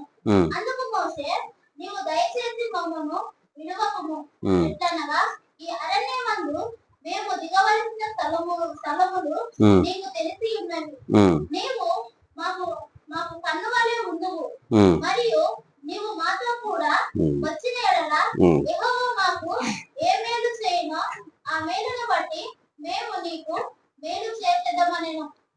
వారు యెహోవా కొండ నుండి 3 దినములు ప్రయాణము చేసింది. వారికి విశ్రాంతి స్థలము చూచుటకు 3 దినముల ప్రయాణములో యెహోవా నిబంధన మందసం వారికి ముందుగా సాగింది. అది ఎన్నో వర్షం చెప్పండి. 10వ అధ్యాయము 33. మళ్ళీ నువ్వు ఇందాక చదివింది ఏం అధ్యాయం? 33. మళ్ళీ 33 నుంచే కదా మన చదవాలనుంది. 33లో ఉంది. ఏంటంటే వాళ్ళు యుద్ధానికి బయలుదేరిండ్రు. అందరూ యుద్ధం కాదు, మన వాగ్దాన దేశానికి బయలుదేరిండ్రు. కానీ ఎక్కడ ఏ స్థలం ఉందో వాళ్ళకి తెలియదు, అడ్రస్లు ఎక్కడ పోవాలో తెలియదు. అయితే వాళ్ళ ఎదుట మందసపు పెట్టే, మళ్ళా చదవండి సార్ ఇప్పుడు 33వ అధ్యాయం. వారు యెహోవా కొండ నుండి 3 దినాల ప్రయాణం చేసినప్పుడు వారికి విశ్రాంతి స్థలము చూచుటకు ఆ 3 దినముల ప్రయాణమునకు యెహోవా నిబంధన మందసము చూడండి వారికి ముందుగా సాగాను. ఎవరికి ముందుగా? ఇశ్రాయేలీయులకి విశ్రాంతి కొరకు. నీకు విశ్రాంతి కావాలంటే నీ ముందు ఏం పోవాలా? మందసపు పెట్టే పోవాలా. ఇశ్రాయేలీయులు ఆ యొక్క మందసపు పెట్టెని ముందుకు తీసుకెళ్తున్నారు, దాని వెనకాల మనుషులు నడుస్తున్నారు. ఈ విషయం మీకు బాగా అర్థం కావాలా. ఒకవేళ మందసపు పెట్టెని యేసుప్రభు అయితే యేసుప్రభు మీకు ముందుగా వెళ్తా ఉంటాడు, ఆయన వెనకాల మీరు వెళ్తా ఉంటారు. అప్పుడే మీకు విశ్రాంతి. యేసుప్రభువే మీకు అధిపతి, యేసుప్రభువే మీ లీడర్, యేసుప్రభువే మిమ్మల్ని నడిపిస్తే మీకు సమాధానం, మీకు విశ్రాంతి. మీకు విశ్రాంతి కావాలంటే ఎవరు కావాలి? ఇప్పుడు నీకు మందసపు పెట్టె కావాలా? ఎవరా మందసపు పెట్టె? యేసుప్రభువే కావాలా. కాబట్టి ఎక్కడికి వెళ్ళాలన్నా, నీకు మంచి ఆలోచన రావాలన్నా, నీ శ్రమలలో, నీ యుద్ధాలలో నువ్వు సైతాన్తో వ్యతిరేకంగా పోరాడుతుంటావు, మనుషులలో దూరి సైతాన్ నీకు వ్యతిరేకంగా చేస్తూ ఉంటాడు. వాడి మీద విజయం పొందాలంటే నీకేముండాలా? నీ ఎదుట మందసపు పెట్టే పోవాలా. అంటే యేసుప్రభువే నీ ఎదుట ఉండాలా. అయితే మనం అక్కడ చూస్తాము, మోషే తన చేతిలో ఉన్న కర్రతోని ఆ ఎర్ర సముద్రం కొడితే అది పాయలైంది కదా. వాళ్ళు 6 నెలలు నడుచుకుంటూ వచ్చారు. కానీ ఆ 6 నేల నుంచి దాటొచ్చి కొన్ని సంవత్సరాలు అరణ్య మార్గం నడిచినాక ఒక ఏమంటాము నది అడ్డొచ్చింది, యోర్దాను నది అడ్డొచ్చింది. ఇప్పుడు యోర్దాను నదిలోకి పోవాలా? సముద్రంలోకి వెళ్ళే దాటొచ్చిన వాళ్ళు నది దాటలేరా? దాటాలంటే అది కూడా పాయాలు కావాలి కదా. చూడండి ఒకసారి యెహోషువ గ్రంథము, ఎవరు చూస్తారు? యెహోషువ గ్రంథము 3వ అధ్యాయము 13వ వచనం దొరికిందా? యెహోషువ గ్రంథము 3వ అధ్యాయము 13వ వచనం. సర్వలోక నాదుడగు యెహోవా నిబంధన మందసము మోయు యాజకుల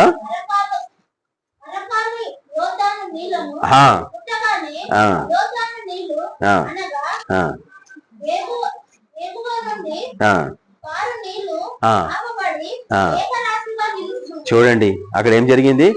మందసపు పెట్టని మోస్తున్న యాజకుల కాళ్ళు జస్ట్ ఆ నది నీళ్ళు అంటంగానే నీళ్ళు అమాంతంగా లేసినాయంట, గోడలాగా. ఇటొకటి లేస్తే మధ్యలో నడుచుకుంటూ పోయారు. రెండోసారి జరిగింది, మొదటిసారి మోషతో జరిగింది, ఇప్పుడు ఇక్కడ యెహోషువ టైంలో జరుగుతుంది. మందసపు మోసుకోవాలా అంటే నీ హృదయంలో యేసు ప్రభుని నింపుకోవాలా, మోసుకోవాలా. యేసు ప్రభు నీ హృదయంలో మోసుకున్నంత వరకు నువ్వు ఎక్కడ అడుగు పెడితే అక్కడ అన్ని పాయాలు కావాల్సిందే, కష్టాలు శ్రమలు అన్ని విడిపోవాల్సిందే, ఎటువంటి ఉపద్రవాలు నిన్ను చూసి పారిపోవాల్సిందే. అంత పవర్ నీలో ఉంది అని చెప్తుంది ఈ వాక్యం. మందసపు పెట్టెలో దేవుని యొక్క శక్తి ఉంది, మందసపు పెట్టెలో దేవుని యొక్క ఆలోచనలు ఉన్నాయి, మందసపు పెట్టెలో దేవుని యొక్క విజయం నీకు అనుగ్రహించినాడు. ఈ 3 నీ జీవితంలో నువ్వు అనుభవపూర్వకంగా చూసుకోవాలంటే యేసు ప్రభుని నీ హృదయంలో నింపుకోవాలి ప్రతిరోజు. అర్థమవుతుందా? నింపుకొని పోతున్న వాళ్ళు ఎక్కడ పోలను కానీ ప్రార్థనలో కూర్చోండి. అందుకే నేను రాత్రి చెప్తా ప్రతి ఒక్కరికి, రాత్రి నిద్రపోక ముందు కనీసం అర్ధగంట సేపు మీరు ప్రార్థన చేయకపోతే మీలో ఆయన ఎట్లుంటాడు చెప్పండి. అండ్ రాత్రులు దుష్టశక్తులకి అవకాశం, చీకటి శక్తులు, దయ్యాలు, మంత్రాలు రాత్రులలోనే పనిచేస్తుంటాయి. నీ హృదయంలో అవన్నీ తిరుగుతూ ఉంటాయి, ఇటంతా తిరిగి వస్తాయి, మీ ఇళ్లలోకి వస్తూ ఉంటాయి. మళ్ళీ మీలో ఏ స్టవ్ లేకపోతే ఏమైతే చెప్పండి, అది వచ్చి పీడిస్తే మిమ్మల్ని చంపడానికి ప్రయత్నిస్తూ ఉంటాయి. కాబట్టి ఎటువంటి సమస్య అయినా కానీ ఈ మందసపు పెట్టె ఎక్కడ పోతే అక్కడ విజయమే. చూడండి ఇప్పుడు యెహోషువ విషయంలో చూస్తున్నాం. 6వ అధ్యాయం చూడండి, యెహోషువ గ్రంథము 6వ అధ్యాయము 6వ వచనం నుంచి. వీళ్ళు అది మోసుకుంటా, మందసపు పెట్టె మోసుకుంటా చివరికి ఎరికోకి వచ్చిండ్రు. యోర్దాను నది దాటిండ్రు, ఇప్పుడు ఎరికోకి వచ్చిండ్రు. ఆ ఎరికో పట్టణము చుట్టూ గోడలు ఉన్నాయి, పెద్ద గోడలు, దాన్ని ఎవరు దాటి లోపల పోలేరు. ఇప్పుడు ఏం జరిగింది చూడండి త్వరగా. 6వ అధ్యాయము 6 నుంచి 20 వచనాలు. నూను కుమారుడైన యెహోషువ యాజకులను పిలిపించి మీ నిబంధన మందసమును ఎత్తుకొని మోయుడి. కాబట్టి ఇప్పుడు యాజకులు ఏం చేయాలా? నిబంధన మందసమును ఎత్తుకొని మోసుకుంటా ఆ గోడల చుట్టూ, ఎరికో గోడల చుట్టూ తిరగాల. తిరిగినప్పుడు ఏం జరుగుతుంది? చదువు కిందికి వరకు పోండి, 20 వరకు చదవండి. 20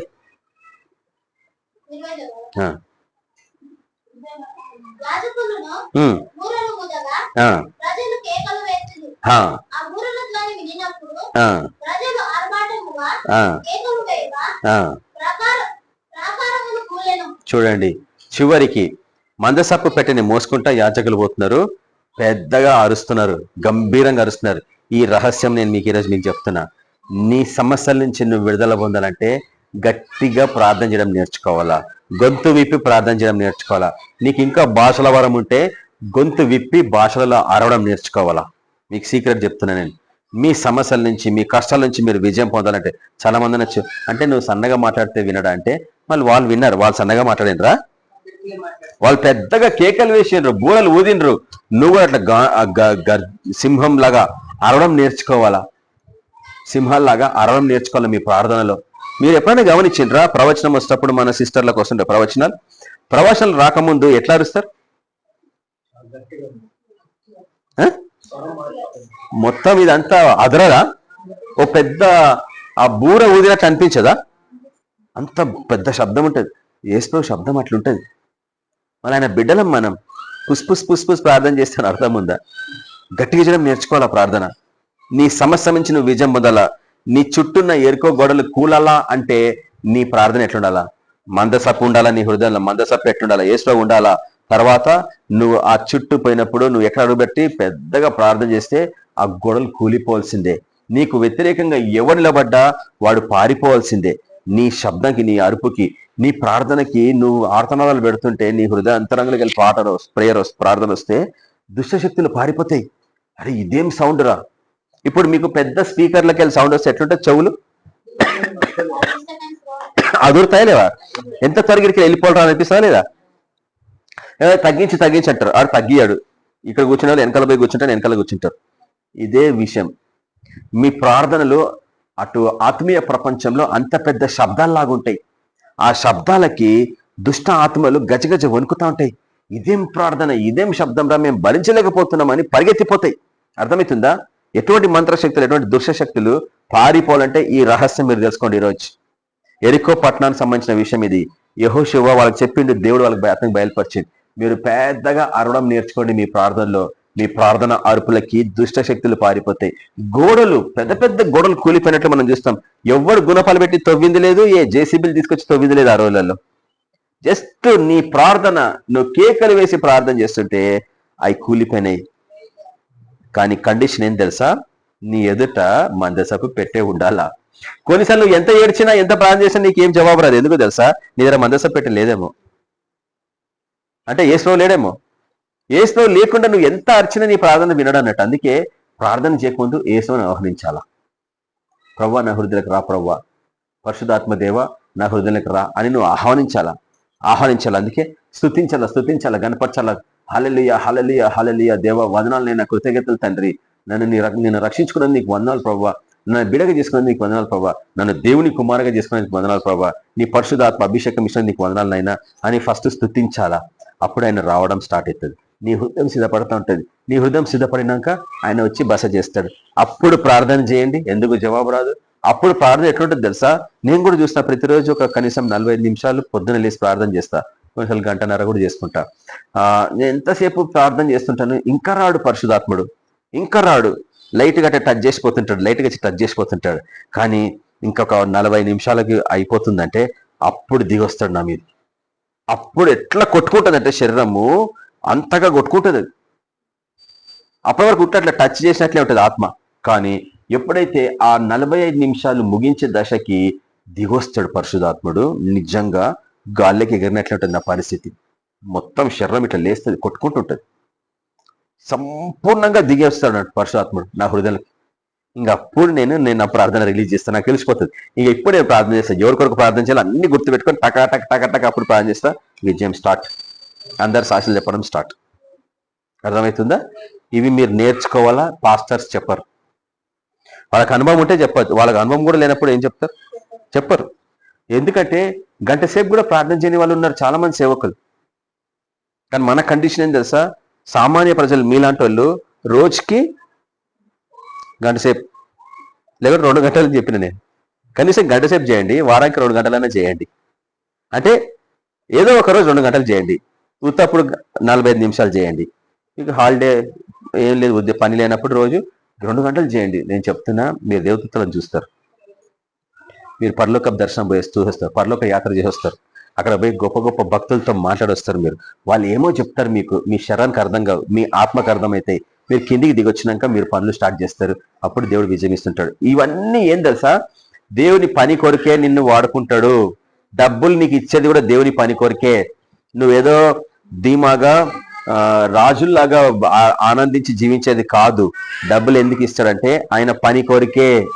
ఈ రహస్యం తెలిస్తే నువ్వు గొప్పని అవుతావు. ఈ రహస్యం తెలిస్తే నువ్వు కోటీశ్వరుని అవుతావు. నా అనుభవం నేను చెప్తున్నా. నేను ఎప్పుడో కోటీశ్వరుని, నేను ఇప్పుడు కాదు, ఎప్పుడో.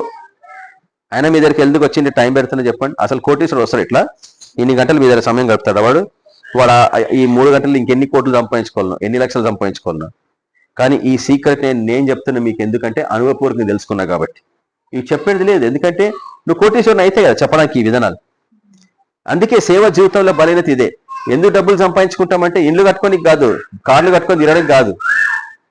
పెద్ద పెద్ద కార్లు కట్టుకొని వాడు 1 లీటర్కి 3 కిలోమీటర్లు ఇస్తుంది. అంత పెద్ద కారు ఎవడో పనికిరాడు. సేవకులు వాడచ్చు, అట్లాంటి వాడద్దు. అవసరమే, కారు అవసరము, దూరం పోవాలంటే అవసరమే, ఈ తెలివి అవసరం, ఈ జ్ఞానం అవసరం. ఈ దేవుడు ఎందుకు డబ్బిస్తారో తెలుసా? ఆయన పని కొరకు, ఆయన ప్రణాళిక ఈ లోకంలో కొనసాగడం కొరకు. సువార్త ఉచితం అని ఎన్నిసార్లు నేను చెప్తుంటా. ఇప్పుడు నేను వచ్చి ఉచితంగా చెప్తున్నా మీకు, ఇంత దూరం వచ్చి. సువార్త ఉచితమే చెప్పడం, కానీ పరిచర్య ఖర్చుతో కూడింది. మోటార్ సైకిల్ ఖర్చుతో కూడింది, పెట్రోల్ ఖర్చుతో కూడింది, మధ్యలో తినాలా ఖర్చుతో కూడింది, ఛాయ్ తాగాల ఖర్చుతో కూడింది, నీళ్లు కొనుక్కొని తాగాల ఖర్చుతో కూడింది, పరిచర్య ఖర్చుతో కూడింది. అర్థమవుతుందా? కానీ సువార్త ఉచితం, ఇలా చెప్పడం ఉచితం, ఈ వాక్యం చూసి చెప్పడం ఉచితం. నేనేం దీనికి ఖర్చు పెడతలేను, కానీ ఇంత దూరం రావడానికి ఖర్చు పెడుతున్నాను. అర్థమవుతుంది మీకు? ఆ ఖర్చు కొరకు దేవుడు నిన్ను ధనికుని చేస్తాడు. అర్థమవుతుందా? దేవుని సేవ, దేవుని పరిచర్య, దేవుని వాక్యము ప్రపంచమంతటా విస్తరించాలంటే డబ్బులు కావాలా? అందుకొరకే డబ్బులు సంపాదించుకోవాలా? ఇల్లు కట్టుకోనికి, మెద్దలు కట్టుకోనికి, పెద్ద పెద్ద కార్లు కొనుక్కోనికి, బిర్యానీ ప్రతిరోజు తినడం కొరకు కాదు. ఈ సత్యము మీకు అర్థమైతే ఈ దినం మీ మందసపెట్ట మీ దగ్గర ఉన్నట్టే. కాబట్టి యేసు ప్రభు అన్న మందసపు పెట్టే ఎక్కడ పోతే అక్కడ విజయం. యెహోషువ జీవితంలో మనం చూస్తున్నాం. మందసపు పెట్టె పట్టుకొని యాజకులు దాని చుట్టూ తిరిగితే గోడలు కూలినాయి వాళ్ళ ప్రార్థనలకి, వారి అరుపులకి. అయితే రక్షణ అనుభవం లేకుండా ఎవ్వడు యేసు దగ్గరికి రావద్దు. అర్థమవుతుందా? రక్షణ అనుభవం అంటే నీ పాపాలు ఒప్పుకోకుండా నువ్వు బలలో పాల్పొందడానికి వీల్లేదు. ఎందుకంటే మందసపు పెట్టే ఉపమాన రీతిగా చెప్పాలంటే బలలో పాల్పొందిన వాడి హృదయంలో మందసపు పెట్టే ఉంటది. ఎందుకంటే యేసు నీ హృదయంలోకి వచ్చి నివసిస్తాడు బలలో. అందుకే విలువగా పాల్పొందాల, బహు జాగ్రత్తగా పాల్పొందాలి. ఎందుకంటే నీలో అపవిత్రత ఉండి పాల్పొందితే ఏమైతే తెలుసా? నీకు రకరకాల రోగాలు వస్తాయి. బైబిల్లో ఉంది, కొరింథీయులకు రాసిన పత్రికలో. అనేక మంది అయోగ్యతతో అందులో పాల్పొందడం వలన కొంతమంది మరణించిరి, కొంతమంది రోగగ్రస్తులయ్యి అని ఉంది. ఈ రోగాలకి ఏ మందు పనిచేయదు, ఏ డాక్టర్ ఎంత స్పెషల్ డాక్టర్ మందులు ఇచ్చినా పనిచేయవు. ఎందుకో తెలుసా? అయోగ్యతతో పాల్పొందుతున్నారు. క్రైస్తవులలో ఆ రోగాలు లేవా? క్రైస్తవులలో డయాబెటీస్ లేదా? క్రైస్తవులలో బీపీ లేదా? క్రైస్తవులలో హార్ట్ అటాక్స్ లేవా? క్రైస్తవులకి క్యాన్సర్ పుండ్లు వస్తలేవా? ఎందుకు వస్తున్నాయి చెప్పండి? దాని అంత సునాయాసంగా కొట్టివేయడానికి వీల్లేదు. దేవుడు అంటాడు తన బిడ్డలకు అటువంటి ఉండడానికి వీల్లేదు. మీరు సమృద్ధిగా జీవితం జీవించడం దేవునికి ఇష్టమని ఉంది వాక్యం. ఆయన మీకు సమృద్ధిగా జీవం ఇవ్వడానికి వచ్చిన అన్నాడు.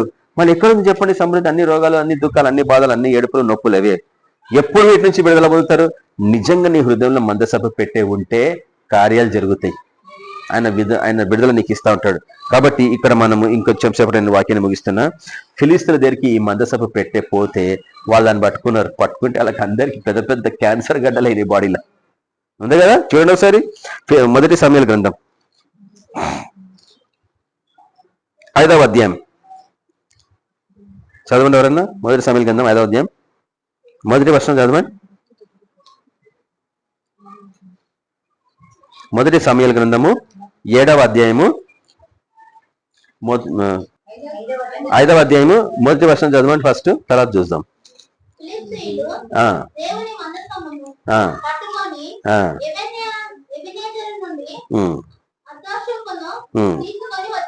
అంటే వాళ్ళ ప్రాంతాన్ని తీసుకెళ్ళిండ్రు. ఫిలిస్తీన్ల ప్రాంతానికి ఆ యుద్ధంలో అది పట్టబడింది మందసపు పెట్టె పట్టబడినప్పుడు ఏం జరిగింది తెలుసా? ఏలీ చనిపోవడం చూస్తాం మనం, తన పిల్లలు చనిపోవడం చూస్తాం మనం. ఏలీ యాజకుడు తన కుటుంబంలో తను చనిపోవడము, తన 2 కొడుకులు చనిపోవడం మనం చూస్తాం. తన కోడలు ఒక బాబుని కంటది కదా, ఒక బాబుని కంటది. భర్త చనిపోయే టైంలో, భర్త యుద్ధంలో చనిపోతుంటాడు, ఈమెకేమో ప్రసవ వేదనలు ఉంటాయి, నొప్పులు ఉంటాయి. బాబుని కానీ చనిపోద్ది ఆమె. ఏలీ కూడా చనిపోతాడు, అంటే మామ కూడా చనిపోతాడు. ఎప్పుడైతే మందసపు పెట్టే మన దగ్గర నుంచి ఇతరులకు వెళ్ళిపోతుందో మన జీవితాలు అట్లుంటాయి. అర్థమైందా? మీలో ఎవరు చనిపోవడానికి వీల్లేదు. ఎప్పుడు కండిషన్ మందసపు పెట్టే ఉన్నప్పుడే. కాబట్టి ఇప్పుడు చూడండి, అది పట్టబడింది. ఇప్పుడు ఇశ్రాయేలు పల్ల ఉండాల్సిన మందసపు పెట్టే ఫిలిస్తీన్లలో ఉంది. మళ్ళీ ఫిలిస్తీన్లు ఆశ్రయింపడాలి కదా. రక్షణ అనుభవం లేని వాని దగ్గర మందసపు పెట్టుకుంటే రాదు. యేసు దగ్గరికి ఉత్తగా లాభం పొందుకోవడానికి రాదు. నీ పాపాలు ఒప్పుకొని యేసు ప్రభుని నువ్వు సొంత రక్షకుని హృదయంలో స్వీకరిస్తేనే కానీ నీకు ఆశలు రావు. మందసపు పెట్టే ఉన్నంత వరకే దేవుడు నీతో మాట్లాడతాడు, లేకుంటే నీతో మాట్లాడాడు. అది నువ్వు బలవంతంగా తెచ్చుకుంటే వచ్చేది కాదు. నేను తల మీద చేయబెట్టి ప్రాణం చేసి వస్తుంది అనుకుంటాను. రాదు. నాలో నుంచి ప్రభావం పోయింది అని యేసుప్రభువు అన్నాడు. అంటే ఆ పొందుకుండే దగ్గర ఉన్నది ఆశ. ఆమె దగ్గర ఉంది ఆశ. రక్తస్రావం గల స్త్రీ దగ్గర ఆమె ఉంది ఆశ. నేను ఆయన దగ్గరకు పోయి ఆయన చెంగు ముట్టుకుంటే నాకు వచ్చేస్తుంది అంటే ఆ ఆశ. ఎంతమంది పడుతున్నారు నా మీద? శిష్యులు అంటారు, ప్రవ్వా ఎంతమంది నీ మీద పడుతున్నారు కదా అంటే, వాడికి ఒకటికి లేదు ఆశ. పడుతున్నా కానీ వాడికి ఆశ లేదు. ఈమెకుంది ఆశ కాబట్టి నీకుంది ఆశ. మందసపు పెట్టే విలువ నీకు తెలిస్తే ఆశ ఉంటుంది. మందసపు పెట్టే నా హృదయంలోకి వస్తే ఇంకేంది, ఉత్త పట్టుకోవడమే కాదు, హృదయంలో భద్రపరుచుకుంటే వచ్చే ఆశీర్వాదాలు ఎంత గంభీరమైనవి. ఫిలిస్తీన్లకి చివరికి ఏమైందంటే అది తెచ్చిపెట్టుకుంటే మొత్తం మగవాళ్ళకి అందరికీ తల నుంచి అరికాల వరకు గడ్డలైనవి, నొప్పులతో కూడిన గడ్డలు. ఆ నొప్పులకి నడవలేకపోతున్నారు. బాధ, ఏడుపు, ప్రతి ఇంట్లో ఏడుపు. యేసు ప్రభుని నువ్వు అట్లా స్వీకరించలేవు. పాపంతో ఆయనను స్వీకరించలేవు. నీ పాపాన్ని ఒప్పుకోవాలా. ప్రభువా నన్ను క్షమించనైనా, నేను పాపినినైనా, నా నిమిత్తమే నువ్వు ఈ లోకంలోకి వచ్చి నీ ప్రాణాన్ని త్యాగంగా అర్పించిన, బలియాగంగా అర్పించిన, నా పాపాలు క్షమించినైనా, నన్ను నీ బిడ్డగా చేసుకో ప్రభువా అన్న ప్రార్థన నీకు అవసరం. నా హృదయాలకు రా ప్రభువా, నువ్వే నా ప్రభువు, నువ్వే నా దేవుడు, నిన్ను తప్ప నేను ఇంకెవ్వరిని స్తుతించను ప్రభువా అన్న తీర్మానము నీ జీవితాన్ని మార్చేస్తుంది, ఆశ్రయం తీసుకొని వస్తుంది. కానీ ఫిలిస్తీన్ల జీవితంలో అది శాపాన్ని తీసుకొచ్చింది. అర్థమవుతుందా మీకు? మందసపు పెట్టే ఆశీర్వాదానికి సాదృశ్యం, కానీ దాన్ని నువ్వు అయోగ్యతతో తీసుకుంటే శాపమే నీ జీవితంలో అన్న విషయాన్ని జ్ఞాపకం చేస్తున్నాడు. అయితే ఇంకా చివరికి నేను ముగిస్తున్నా. ఇది ఎవరింటికి పోతే, విశ్వాసుల ఇంటికి, వాడి జీవితం ఎట్లుందంటే రాజుల కంటే దేవుడు సమృద్ధిగా ఆశీర్వదించినట్టుంది బైబిల్లో వాక్యం. ఒక సామాన్య మనిషి మందసభ పెట్టని తెచ్చిపెట్టుకుంటే వాని ఇంట్లో రాజు కంటే ఎక్కువ ఆశీర్వాదం పొందింది. ఇక్కడ చూపిస్తాడు చూడు ఒక వాక్యాన్ని. 1 సమూయేలు గ్రంథము 7వ అధ్యాయంలో, దీర్ఘకాలము ఒక వ్యక్తి ఇంట్లో పెట్టుకున్నట్ట దాన్ని. ఎవ్వడు ఫిలిస్తీన్లకి శాపమైనాక ఎవ్వడు ఆ మందసభ పెట్టని తీసుకురానికి ఇష్టపడతలేడు. మీకు తెలుసా ఈ లోకస్తులు ఎందుకు యేసుని స్వీకరించారో? ఇది బహు జాగ్రత్తగా వినాలి. ఈ లోకస్తులు అందరు వేరే మతస్థులు, వేరే కులం, వేరే దేశాలలో పుట్టినవారు, యేసు ప్రభుని తెలుసుకొని వారు. తెలుసుకుంటారా యేసు ప్రభు అంటే? ఎందుకు తెలుసుకోరో తెలుసా? యేసు ప్రభుని తెలుసుకోవాల్సి వస్తే మోసం చేయొద్దు, ఒకరినొకరు దోచుకోవద్దు, వ్యతిరేకంగా మాట్లాడద్దు, అపవిత్రంగా జీవించద్దు, వ్యభిచరించద్దు, దొంగతనాలు చేయొద్దు, ఇటువంటి కండిషన్స్, త్రాగొద్దు, ఇటువంటి కండిషన్స్ని, మనుషులని చంపుకోవద్దు, ఒకరినొకరు చంపుకోవద్దు, నరహత్య చేసుకోకూడదు, ఎవరిని ద్వేషించద్దు, ఎవరిని దూషించద్దు, అందరినీ ప్రేమించాలా. ఇది ఈ లోకస్తులకి ఇష్టం లేదు. ఇది లోకస్తులకి ఇష్టం లేదు. అందుకే ఈ విధానాలు పాటించేవాడంటే ఈ లోకాలకి ఇష్టం ఉంటుంది. అందుకే క్రైస్తవులు అంటే ఎందుకు ఇష్టం ఉంటుంది తెలుసా? మనుషులకి మనము వాడు చెప్పినట్లు చెయ్యం. అదే త్రాగరంటే నేను తాగనంటాం. మళ్ళీ నేనంటే ఎందుకు ఇష్టం ఉంటుంది చెప్పండి? ఏం కాదు సార్, తాగండి, చిన్న డక్కినే కదా, తాగండి. వాడికి నేనంటే ఇష్టం ఉండదు. ఈ లోకస్తులు చేసే ఆటలు, అరే ఆడుపోయి డాన్స్ చేయమంటే నేను చెయ్యను. ఎందుకు ఇష్టం ఉంటుంది మీకు? ఈ లోకస్తులు చేసేదానికంతా మనము ఆపోజిట్ గా ఉంటాం. ఎందుకంటే అది లోకపు నియమము, దైవికమైన నియమం కాదు. ఈ లోకంలో ఉండేదంతా దుష్టత్వం. ఎవరిని దోచుకోవాలా, ఎవరిని మోసం చేయాలా, ఎవరి నుంచి లాక్కోవాలా, ఎప్పుడు సంపాదించుకోవాలా, తినాలా, త్రాగాల, సుఖించాలా, ఇది లోకపు గుణము. బైబుల్ వాక్యం దానికి విరుద్ధము. అందుకు యేసు ప్రభువు అంటే వాళ్ళు స్వీకరించారు. అర్థమవుతుందా? నేను నిన్న ఒక మేస్త్రితో మాట్లాడుతున్నా, మా ఇంటికి వచ్చాను మేస్త్రి పని చేసినాక, మీ వాళ్ళందరూ యేసు ప్రభువుని నమ్ముకున్నారయ్యా, నువ్వు నమ్ముకున్నావా? ఇట్లా చూసి నమ్ముకం చెప్పాలా కదా. స్టార్టింగ్ లో చెప్తారు, సరిగా పనిచేయండి, నాకు తెలుసు. ఇంటికి పోతేప్పుడు డబ్బులు ఇవ్వకముందే చెప్తా ఈ వాక్యం. ఎవరికైనా కానీ డబ్బులు ఇట్లా పట్టుకొని సువార్త చెప్తే మంచిగా వింటారు. మీకు అర్థమవుతుందా? చాలా ఈజీ. ఇది ఒక బ్రదర్ నుంచి నేర్చుకుందా, శామ్యుల్ బ్రదర్ అని. డబ్బులు ఇట్లా చూపిస్తా ఉంటే, సార్ డబ్బు ఇస్తుండగా ఆ టైంలో నువ్వు ఏం చెప్పినా వినేస్తారు. వాక్యం కూరగాయలు అమ్మనికి వస్తారు, అలా చెప్పచ్చు. కూరగాయలు అమ్మేటోళ్ళకి చెప్పొచ్చు సువార్త, కరెంట్ రిపేర్ చేసే వాళ్ళకి చెప్పొచ్చు నువ్వు సువార్త, ఎవరికైనా చెప్పొచ్చు. డబ్బులు ఇచ్చే టైంలో రిపేర్ చేస్తారు, వచ్చి ఇంటికి రిపేర్ చేసినాక అయిపోయిందా రిపేర్ అని చేతులు పట్టుకుని ఇక నువ్వు స్టార్ట్ చేయాలా వాక్యం, అంతే వచ్చేస్తా ఉంటుంది అది. ప్రవ్వా ఇతన్ని ఎట్లా సువార్త చెప్పాలా ప్రవ్వా, వీడు మళ్ళీ మా ఇంటికి రాడు, నా ట్యూబ్లైట్ మళ్ళీ చెడిపోతుంది, నాకు తెలుసు అది 2 సంవత్సరాలకి ఏమో చెడిపోతుంది, 2 సంవత్సరాల వరకు ఎవడు బతుకుంటాడో తెలియదు, వీడికి ఏదో నేను సువార్త చెప్పిపోతే వాడు నశించిపోతాడు. ప్రవ్వా నాకు అవకాశం ఈ ప్రవ్వా అంటే పరిశుద్ధ ఆత్మ దిగొస్తాడు, చెప్తాడు స్లోగా ఎట్లా చెప్పాలా వాక్యం అని. అర్థమవుతుందా?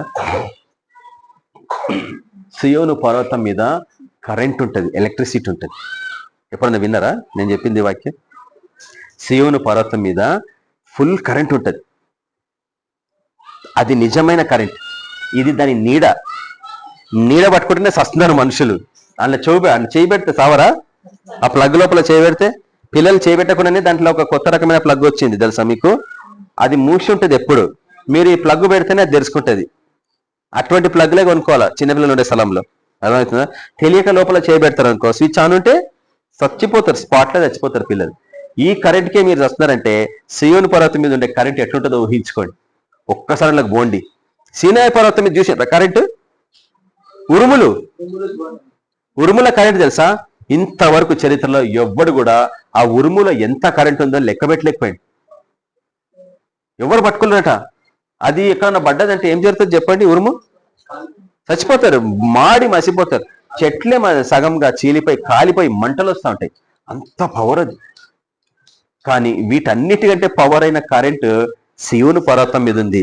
అందుకే ఆ పర్వతం ఎవరిని ఎక్కగలడా అని దావీదు రాజు కీర్తనల గ్రంథం 124వ అధ్యాయంలో చెప్తాడు. నా పరిశుద్ధ పర్వతం ఎక్కదగిన వాడు ఎవడు? ఒక్కసారి ఎక్కి చూడండి, మీ పని ఏమవుతుందో. ఫుల్ కరెంటు కొడుతుంది అది. ఆ కరెంటు కొట్టినాక నువ్వు ఇక్కడికి వచ్చినావు అనుకో, ఏమవుతుందో తెలుసా? నువ్వు ఎవరి మీద తలగి చేయబడితే ఫుల్ కరెంటు వాడికి పోతుంది. వాడు పడతాడు. అట్లా ఎందుకు పడతారు తెలుసా? మనుషులు సేవకులు ప్రార్థన చేస్తే ఎలక్ట్రిక్ షాక్ అది. నీలో అంత ఫుల్ షాక్ ఉండాలా, అంత పవర్ ఉండాలా. ఆ పవర్ ఉంటే మళ్ళీ నేను మీకు సీక్రెట్ చెప్పేసిన. నేను అక్కడ పోయి కరెంట్ సంపాదించుకోండి. ఈ కరెంట్ కాదు కావాల్సింది మనకి. ఈ కరెంట్ టెంపరీ కరెంట్. ఇంతసేపు కరెంట్ ఉంది కాబట్టి ఫ్యాన్ నడుస్తుంది, తర్వాత పోతుంది, మళ్ళీ తిట్టుకుంటావు, దాని తర్వాత మళ్ళీ వస్తుంది. కానీ ఆ కరెంటు ఉన్నంత కాలము నీ దగ్గర ఎటువంటి దుష్టశక్తులు రాలేవు. ఎందుకంటే ఆ పవర్, అంత పవర్ ఉంటుంది అన్నట్టు. అటువంటి బోధ లేదు నేను చెప్తాను ఇక్కడ చర్చస్లలో. కానీ ఆయన పర్వతం మీద అటువంటి కరెంట్ ఉంటుంది. ఆ అనుభవంలోనికి పోయి మీరు అందరూ రావాలా అనేదే నా ఆశ.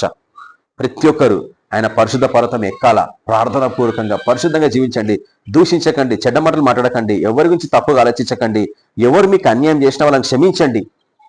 నీ హృదయం శుద్ధంగా ఉండాలా, నీ చేతులు పవిత్రంగా ఉండాలా. అంటే దొంగ పనులు చేయొద్దు, చెత్త పనులు చేయొద్దు. నీ నడక చాలా శుద్ధీకరంగా ఉండాలా. నీ ప్రవర్తన, నీ జీవన విధానము పరిశుద్ధంగా ఉండాలా. నువ్వు ఆ రీతి ఉంటేనే కానీ ఆ కొండ ఎక్కలేవు, మధ్యలో అలసిపోయి దిగిపోతావు. కొంతకాలమే నీ ప్రార్థన, దాని తర్వాత నీ ప్రార్థన ముందుకు పోదు. కొండ ఎక్కాలంటే మొన్న ఎక్కిన నేను కొండ ఆంధ్ర దిక్కు సేవకు పోయినప్పుడు నేను కొండ ఎక్కుతున్నాను. సగం దగ్గరకు వచ్చేటప్పటికి ఎంత భయంకరంగా కొట్టుకుంటుందో నాకు గుండె. డబ్ డబ్ డబ్ శబ్దం వస్తుంది నాకే గుండె. అంతవరకు ఎక్కిన, ఇంకా ఇంకా ఎక్కాలా, ఇంకా పైకి ఎక్కాలా. ప్రార్థన చేసుకుంటున్నా, ప్రభు నాకు ఇంకా శక్తి, ప్రభు నేను ఎక్కాలా ప్రభు, ఈ కొండ మొత్తం ముగించా. చివరికి కొండ ఎక్కేసిన.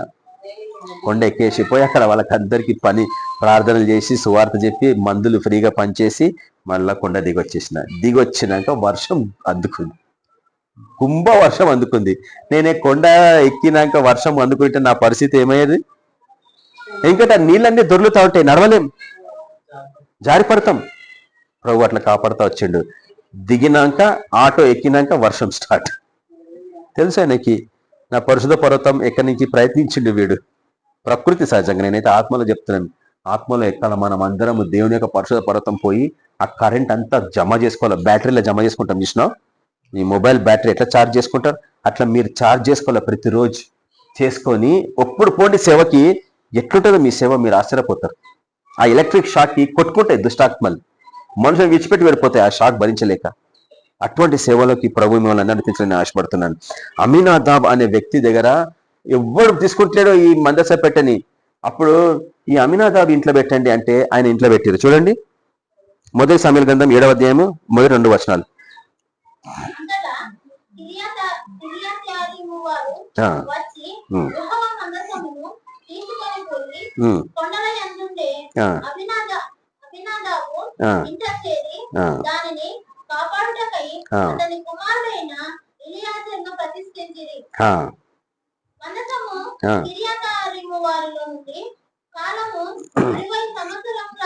ఎంత? 20 సంవత్సరములు ఎవరింట్లో ఉంది? అమీనాదాబు అనే వ్యక్తి ఇంట్లో. అయితే ఆ 20 సంవత్సరాలంట అమీనాదాబు ఎంతగానో అభివృద్ధికి వచ్చిండంట. సమృద్ధి, ఫుల్ పంటలు, పాడి, అంత పశువులు సమృద్ధిగా వచ్చిందంట. అర్థమవుతుంది మీకు? ఒక ఇంట్లో 20 సంవత్సరాలు మీ ఇంట్లో 20 సంవత్సరాలు యేసు ప్రభు ఉండాలంటే ఎట్లుంటుంది? మీరు 20 సంవత్సరాలు కదా బ్రదర్, 100 years మా ఇంట్లో ఉండాలా అని మీరు అడగాల. 100 ఏళ్ళు మా ఇంట్లో ఉండాలా యేసు ప్రభు. ఈయన ఇంట్లో 20 సంవత్సరాలు ఉన్నాడు. ఆయన నీడ, యేసు ప్రభు నీడకే 20 సంవత్సరాల అభివృద్ధిలోకి వస్తే, యేసు ప్రభువే నీలో ఉంటే నీ జీవితాంతం నీకు ఆశ్రయం ఉంటుంది ఈ వాక్యాన్ని స్వీకరిస్తే ఈరోజు. హల్లెలూయా. కాబట్టి దాని తర్వాత చూడండి, ఇప్పుడు 2వ సమూయేలు గ్రంథం, అమినాదాబు నుంచి ఇంకొక ఇంటికి వెళ్ళిపోయింది. అది ఇది చూడండి, ఒక్కొక్కరి ఇంటి నుంచి ఒక్కొక్కరి ఇంటికి వెళ్ళిపోతుంది, ఒక దేశం నుంచి ఇంకొక దేశానికి వెళ్ళిపోతుంది. ఈ రోజు ఎక్కడుందో ఎవరు తెలియదు, కానీ ఈ రోజు యేసు ప్రభు రూపకంగా ఉంది ఈ మందస పెట్టే. యేసు ప్రభు నీడ అది ఒకప్పుడు, నిజ స్వరూపం యేసు ప్రభువే. ఆ యేసు ప్రభుని తలుచుకున్నాక నీకు పెట్టే అవసరం లేదు, నీ ఇంట్లో పెట్టే ఉన్నా లేకున్నా అవసరం లేదు, కానీ యేసు ప్రభు మటుకు నీ ఇంట్లో ఉండాలా, నీ హృదయంలో ఉండాలా. 2వ సమూయేలు గ్రంథము 6వ అధ్యాయము 10-12 వచనాలు చదవండి ఎవరైనా. 2వ సమూయేలు గ్రంథము 6వ అధ్యాయము 10-12. యెహోవా మందసమును దావీదుపురంలోనికి తన యుద్ధకు తెప్పింపనొల్లక గిత్తీయుడగు ఓబేద్ ఏదోము ఇంటి వరకు అచ్చట ఉంచెను. చూడండి, దావీదు తన ప్రాంతానికి, తన పట్టణానికి తీసుకోవాలనుకున్నాడు, కానీ భయపడిండు. ఫిలిస్తీన్లకు జరిగింది. దాని తర్వాత కొంతమంది యాజకులు దాన్ని పట్టుకోవడం వల్ల దేవుని అగ్నిచ్చి కాల్చి పడేసింది వాళ్ళని. అంటే అంత పవర్ ఉంటుందని చెప్తున్నాను నేను, ఎందుకంటే అది పరిశుద్ధమైంది మందస పెట్టే. యేసు ప్రభు పరిశుద్ధుడు. నీ హృదయంలో ఉండాలంటే నువ్వు చాలా పరిశుద్ధంగా జీవించాలా. నీ నోటి నుంచి ఎటువంటి అబద్ధాలు రావద్దు, చెడ్డ మాటలు రావద్దు, ఎవరి గురించి దూషించద్దు, పక్కింటోడు ఎదురింటోడు. పరిశుద్ధంగా మనం జీవించగలుగుతానే గానీ యేసు ప్రభు మనలో ఉండలేడు. నువ్వు అటువంటి స్థితిలో నుంచి ప్రార్థన చేయి, దేవునికి విజయం ఇస్తాడు. ఓబేద్ ఏదోం అనే వ్యక్తి ఇంట్లో ఈ మందసపు పెడితే ఆయన సమృద్ధిగా ఆశ్రయింపడిండంట. అయితే ఈ ఓబేద్ ఏదోం ఎవరైనా నేను పొద్దున వెతుకుతా ఉన్నాను, అక్కడ ఆయన ఒక గిత్తీయుడు అని ఉంది కదా, ఫిలిస్తీన్ల ప్రాంతంలో గిత్తీయు గాతు అనే పట్టణం ఉంది. మీకు తెలుసు గాత్ అనే పట్టణంలో ఇంకొకడు కూడా ఉన్నాడు, గొలియాత్. గాతు పట్టణంలో గొలియాత్ కూడా ఉన్నాడు. ఆ పట్టణంలో ఉన్నాడు ఈయన, ఎవరు? ఓబేద్ ఏదోం అని. ఈయన ఒక యాజక వంశం నుంచి వచ్చిన అనేసి ఇక్కడ చరిత్ర ఉంది. ఎంతమంది ఓబేద్ నాకు తెలియదు కానీ బైబిల్లో. ఇక్కడ మటుకు నేను చూసిన ఈయన లేవి 2వ కుమారుడైన కహత్తి మనమడు. లేవి అంటే మోషే తండ్రి పేరు లేవి. లేవికి 2 కొడుకులు కదా, అహరోను, మోషే. అయితే ఆ గోత్రంలోకి వెళ్ళి వచ్చినవాడు అని ఉంది ఇక్కడ వాక్యం. సరే, అంత నేను డీటెయిల్గా మీకు చూపిస్తాను. కానీ కహతీయుడికి అమ్రామ్ అనే ఒక కొడుకు, అమ్రామ్ కొడుకు అహరోను, మరియు అహరోను తమ్ముడు మోషే. వీళ్ళు కహతి గోత్రం నుంచి వచ్చిన వాళ్ళు. లేవికి 3 కొడుకులు, గెర్షోను, కహతి, మెరారి. ఈ 3. ఇవన్నీ చదవాలా, మనకు తెలవాలి ఇవన్నీ వాక్యాలు. గుడ్డిగా పోయేది కాదు క్రైస్తవ జీవితం. అందుకు వీటి పట్ల ప్రాధాన్యత ఇవ్వాలా, మనం ఈ వాక్యానికి ప్రాధాన్యత ఇవ్వాలా. వాటిలో ఉన్న ఆశీర్వాదాలన్నీ నీలోకి వస్తూ ఉంటాయి అన్నట్టు, ఆయన నింపుకుండే కొద్దీ. కాబట్టి ఇప్పుడు ఏం జరిగింది చూడండి, ఈ గిత్తీయుని ఇంటి దగ్గర వస్తే అతను సమృద్ధిగా ఆశ్రయింపడిండంట. అంటే మనం నేర్చుకోవాల్సింది ఏంటంటే, ఇది ఎవరింటికి పోతే వానింటికి ఆశ్రయాలు వస్తున్నాయి. నీ ఇంట్లో ఆశీర్వాదాలు రావాలంటే యేసు ఉండాలా. నిజమైన మందస పెట్టే అయినా అది నీడ అంతే. కాబట్టి ఈ దినము ఈ లెసన్ నువ్వు స్వీకరించాలా. ఇది స్వీకరించడం వలన నీ హృదయంలో యేసు ప్రభు అన్న మందసభ పెట్టని నువ్వు పెట్టుకుంటేనే నీ జీవితంలో ఆశీర్వాదం. నువ్వు ఎక్కడికి పోయినా మందస పెట్టని మోసుకొని పోతూనే ఉంటావు, ఎందుకంటే నువ్వే యాజకునివి. అంతకంటే నీకు ఎక్కువ విషయాలు మీకు నేను చెప్పనవసరం లేదు, ఎందుకంటే ఇక్కడ మరీ విశేషమని నేను రాసుకున్నాను. ఎప్పుడన్నా మళ్ళా మీ దగ్గరకు వచ్చినప్పుడు ఇంకోసారి ఇంకా కొన్ని విషయాలు వీటికి సంబంధించి నేను చూపిస్తా. ఈరోజు మటుకు సరే, ఈరోజు నువ్వు నేర్చుకోవాల్సిన విషయం ఏంటంటే, దేవుడు చెప్పిండు మందసపు పెట్టే దగ్గరనే మిమ్మల్ని కలుసుకుంటా. మీతో మాట్లాడాలన్నా, మీ స్వరం నేను వినాలన్నా, మీరు చూడండి, మీరు ఎంత ప్రార్థన చేసినా ఆయన వింటాడా అంటే వింటాడు. దేవుడి బిడ్డలు కానీ వాళ్ళు ప్రార్థన చేస్తే వింటాడా? వింటాడు. ఎందుకంటే అందరూ ఆయన బిడ్డలే కదా. నువ్వు క్రైస్తవునివైనా క్రైస్తవుని కానివాడివైనా ప్రార్థన చేస్తే వింటాడు, ఎందుకంటే అందరికీ తండ్రి. కానీ ఎవరికి జవాబిస్తాడు? మందసపు పెట్టే ఎవరి దగ్గర ఉంటే వానికే జవాబిస్తాడు. యేసు ప్రభు నీ దగ్గర ఉంటే నీకు జవాబు, నీకు ఆలోచన ఇచ్చేవాడు, నీ దగ్గర ఉండే బలవంతుడు ఆయననే. ప్రతి విషయంలో నీకు మంచి సలహాలు ఇచ్చేవాడు ఆయననే, నీకు ఆదరణ ఇచ్చేవాడు ఆయననే, నీకు సమాధానం ఇచ్చేవాడు ఆయననే, నీకు ఆనందం ఇచ్చేవాడే, నీకు ఫలం ఇచ్చేవాడు ఆయననే, నీకు సమృద్ధి గల జీవితం ఇచ్చేవాడు కూడా మన ప్రభు అయిన యేసుక్రీస్తే. అటువంటి ప్రభుని నువ్వు స్వీకరించాలా? ఒకవేళ నువ్వు నిజంగా స్వీకరిస్తే నువ్వు ధన్యురాలవు, నువ్వు ధన్యునివి. వాళ్ళు స్వీకరించలేకపోతే నీ పాపాలు ఒప్పుకోరొచ్చు. ఒప్పుకొని ప్రభువా నన్ను క్షమించనైనా నా హృదయానికి రా ప్రభువా అన్న ప్రార్థన నీకు చాలా అవసరం ఈరోజు. నీకు ఇంకా భవిష్యత్తులో నేను ఎప్పుడన్నా మీ దగ్గరకు వచ్చినప్పుడు వీటికి సంబంధించిన మన కాలంలో వీటిని ఎట్లా మనం స్వీకరించాలి. అయితే ఒక్క సీక్రెట్ మీకు చెప్పేసి నేను వాక్యాన్ని ముగిస్తా. ఇది ఎవరింటికి పోతే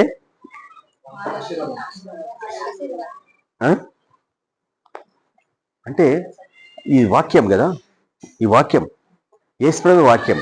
ఇప్పుడు మందసభ పెట్టే ఏ రీతిగా ఉంది? వాక్యపరంగా ఉంది. యేసుప్రభు నోట్ల నుంచి వచ్చిన వాక్యపరంగా ఉంది. ఈ వాక్యము ఎవరింటికి పోతే వానికే ఆశీర్వాదం. ఈ రోజు మీ ఇంటికి వచ్చింది, మీకే ఆశీర్వాదం. వచ్చే ఆధారం ఇంకోరింటికి పోతాం నాకు తెలియదు, ఇంకో నుంచి ఇంకే పోతుంది. మీ ఇంట్లో ఉన్నంత వరకు మీకు ఆశీర్వాదం, వాళ్ళ ఇంట్లో ఉన్నంత వరకు వాళ్ళకి ఆశీర్వాదం. మీ ఇంటికి పోతే మీకు ఆశీర్వాదం, మీ ఇంటికి పోతే మీకు ఆశీర్వాదం. నేను సీక్రెట్ చెప్పేసిన, ఇంతకంటే నేను చెప్పాను. ఇంకా మీ ఎవరింటికి పోతే వానికి ఆశీర్వాదం. అందుకు అపోస్తలులు దీన్ని బాగా అర్థం చేసుకొని ప్రతి ఇంట రొట్టె విరుచుకుంటా పోయినరు. అర్థమైందా ఇప్పుడు మీకు వాక్యం? ప్రతి ఇంట రొట్టె విరిచిండ్రు. రొట్టె ద్రాక్షరసం దేనికి సంబంధించింది? యేసు ప్రభు శరీరానికి, యేసు ప్రభు రక్తానికి సాదృశ్యం. మందసభ పెట్టే యేసు ప్రభువే, అది నీడ, నిజ స్వరూపం యేసు ప్రభువే. ఎవడి ఇంట రొట్టె ద్రాక్షరసము ఇవ్వబడుతుందో అక్కడే ఆశీర్వాదం. ఇంతకాలం మీ ఇంట్లో ఉండే, ఇప్పుడు వీళ్ళింటికి వచ్చింది, ఇంకోరింటికి పోతే నాకు తెలియదు. ఎవరింటికి పోతే వానికి ఆశీర్వాదం. నేను అదే చెప్తాను మీకు అందరికి, ప్రతి ఇంట జరగాలి. ఇది ఎంతమంది స్వీకరిస్తారో ఈరోజు నేను చెప్పిన వాక్యం నాకు తెలియదు. మీరు మా ఇంట్లో స్థలం తక్కువ ఉంది బ్రదర్ అంటే, ఇంట్లో స్థలం తక్కువ ఉండొచ్చు, కానీ దేవుని హృదయంలో మరీ ఎక్కువ ఉంటుంది. ఇది స్థలానికి సంబంధించింది కాదు, దేవుడు ఏర్పరచుకున్న ఆరాధన స్థలం. దేవుడు నిన్ను ఎక్కడ కలుసుకోవాలనుకుంటున్నాడు, దేవుడు ఎక్కడ నీతో మాట్లాడాలనుకుంటున్నాడు? మందసపు పెట్టే. ఈరోజు ఎక్కడుంది? యేసుక్రీస్తు నామంన ఉంది. ఆ నామంన నువ్వు స్వీకరిస్తే నీ జీవితంలోకి ఆశీర్వాదాలు రావాల్సిందే. ఇంకా నేను వాక్యాలన్నీ రాసుకున్నా కానీ చూపించాను, టైం లేదు మనకి, ఇంకా నేను త్వరగా వెళ్ళిపోవాలా. కాబట్టి నీవు ఈ దినం స్వీకరించాలా. ఇది ఎవరింటికి బయలుదేరితే వాళ్ళ జీవితాలలో ఆశీర్వాదం. ఎంతకాలం ఉంటే అంతకాలం ఆశీర్వాదం. అది కూడా మీ రహస్యం గ్రహించాలా. ఎంతకాలము ఈ ఆరాధన, ఈ వాక్యము మీ ఇంట్లో ఉంటుందో అంతకాలం వరకు మిమ్మల్ని ఆశ్రయిస్తాడు. అది అమినాదాబం నుంచి ఓబేద్ ఏదోం ఇంటికి వెళ్ళిపోయింది. ఓబేద్ ఏదోం నుంచి చివరికి దావీదు పట్టణానికి వెళ్ళిపోయింది. అక్కడ వెళ్ళిపోయినాక దేవుని మందిరం, సొలొమోను కాలంకి వచ్చేటప్పటికి దేవుని మందిరంలోకి వెళ్ళిపోయింది. దాని తర్వాత బబులోన్లు వచ్చి దాన్ని మొత్తం తారుమారు చేశారు. అయితే బబులోన్లు వచ్చి దాన్ని తీసుకుపోతారు. దాని చుట్టూ బంగారం ఉంది కదా, దానికి మొత్తం బంగారు రేకుతో బొదిగారు కదా. దాని లోపల బంగారు పాత్ర ఉంది, పలకలు ఉన్నాయి. 10 దేవుడు తన చేతులతోని రాసిన 10 ఆజ్ఞల పలకలు ఉన్నాయి. పెద్ద అది మంట, ఆ మంటతో రాసిండు దేవుడు. తన చేతుల నుంచి వచ్చే మంట ఆ అక్షరాలు రాసింది 10 ఆజ్ఞలు. ఆ 10 ఆజ్ఞల పలకలు అందులో ఉన్నాయి. అహరోను చేతిలో ఉన్న కర్ర, ఎర్ర సముద్రాన్ని పాయాలు చేసిన ఆ కర్ర అందులో ఉంది. ఆ చిగుర్లు, ఇవన్నీ దేశంలో సాదృశ్యం. దానికి చిగురులే కాదు, దానికి బాదాము పువ్వు మొగ్గలు కూడా ఇచ్చినాయట. బాదాం పువ్వు మొగ్గలు దానికి వచ్చినాయి, ఎండిపోయిన కర్రకి. అటువన్నీ అందులో ఉన్నాయి. వాటిని తీసుకుపోయి ఇర్మియా ఒక గుహలో దాచిపెట్టినేసి నేను చదివిన ఒకరోజు ఏదో పుస్తకంలో. దాని తర్వాత ఇర్మియా గ్రంథం తర్వాత మందసపు పెట్టె గురించి ఎక్కడ చదవం బైబిల్లో. సరే మీరు అంత డీటెయిల్గా చదవలేదు కాబట్టి మీకు తెలియకపోవచ్చు. నేను బైబిల్ దీనిగా ఇప్పుడు చిన్నప్పటి నుంచి చదువుతున్న బైబిల్. ఇప్పుడు దగ్గర నేను అనుకుంటే 50 సంవత్సరాల వరకు చదివిన బైబిల్. 50 సంవత్సరాలు పట్టింది ఎక్కువనే నాకు బైబిల్ చదివి. కాబట్టి ఎక్కడెక్కడెక్కడ ఇవన్నీ ఉన్నాయి, అన్నీ నేను జమ చేసుకున్నాను చిన్నప్పటి నుంచి. మీరు అనుకోవచ్చు ఇప్పుడు మీకు అర్థమవుతుందా మందసపు పెట్టె నా దగ్గర ఎక్కడుందో? చిన్నప్పటి నుంచి నా ఇంటనే ఉంది మందసపు పెట్టె, ఈ రోజు వరకు కూడా. కాబట్టి ప్రతి దశలో దేవుడు నన్ను కాపాడుతూ, ఆశ్రయిస్తూ, శత్రువుల బారిన పడనీయకుండా కాపాడుకుంటా వస్తున్నాడు. ఎన్నిసార్లు చనిపోవాల్సి నేను, ఎన్నిసార్లు పెద్ద ఎలక్ట్రిక్ షాక్ కొట్టి చచ్చిపోయేవాడిని, ఒకసారి పెద్ద యాక్సిడెంట్లో చనిపోయేవాడిని, నీళ్ళలో మునిగి చనిపోయేవాడిని, 2 సార్లు బయలుపడి మునిగి చనిపోయేవాడిని, సముద్రంలో కొట్టుకోపోయేవాడిని. నన్ను కాపాడుకుంటే దేవుడు వచ్చింది. ఎందుకు చెప్పాను? మందసపు పెట్టే నా హృదయంలో ఉంది. నేను ఎక్కడ అడుగు పెట్టినా ఈరోజు దుష్ట శక్తులు గజగజ వణుకుతాయి. నేను ఎక్కడ అడుగు పెడితే అక్కడ సైతాన్ శక్తులు గజగజ వణుకుతాయి. ఎందుకో తెలుసా? ఏ చంద్రశేఖర్ బ్రదరేనా? చంద్రశేఖర్ బ్రదర్ అని గజలు వణుకుతాయా? యేసుక్రీస్తు అన్న మందసపు పెట్టే నా హృదయంలో ఉంది. నేను ఎక్కడ అడుగు పెట్టినా అక్కడ విజయమే. కష్టాలు వస్తూ ఉంటాయి, నేను ఎక్కడ పెట్టినా నాకు వ్యతిరేకత ఉంటుంది, కానీ చివరికి విజయం నాకే. ఎంత వ్యతిరేకత ఉన్నా చివరికి విజయం నాకే. ఎందుకో తెలుసా? నాతో పాటు నాదున్నది మందసపు పెట్టే. యేసుక్రీస్తు ప్రభుల వారే ఆ మందసపు పెట్టే. ఆ మందసపు పెట్టెని మీకు పరిచయం చేసిన ఈరోజు నేను. మీరు స్వీకరిస్తే మీ జీవితంలో ఆశీర్వాదం, లేకపోతే నేనే పెట్టుకొని వెళ్ళిపోతా వాపస్. మీ ఇష్టం. ఇక ఎవరింట్లో పెట్టుకుంటే ఆడింట్లో పెట్టుకోండి. మీకు కావాలంటే మీకు వాక్యం ఎప్పుడైనా వస్తుంది మీరికి. ఎవరింటికి పోతే వాళ్ళింటికి ఆశీర్వాదం. మీరు తీర్మానించుకోండి ఎవరింటికి పోవాలనో. అది మీ ఇష్టం. ఓబేది ఏదోం అయితే దాన్ని ఇవ్వబుద్ధి కావట్లేదు దానికి.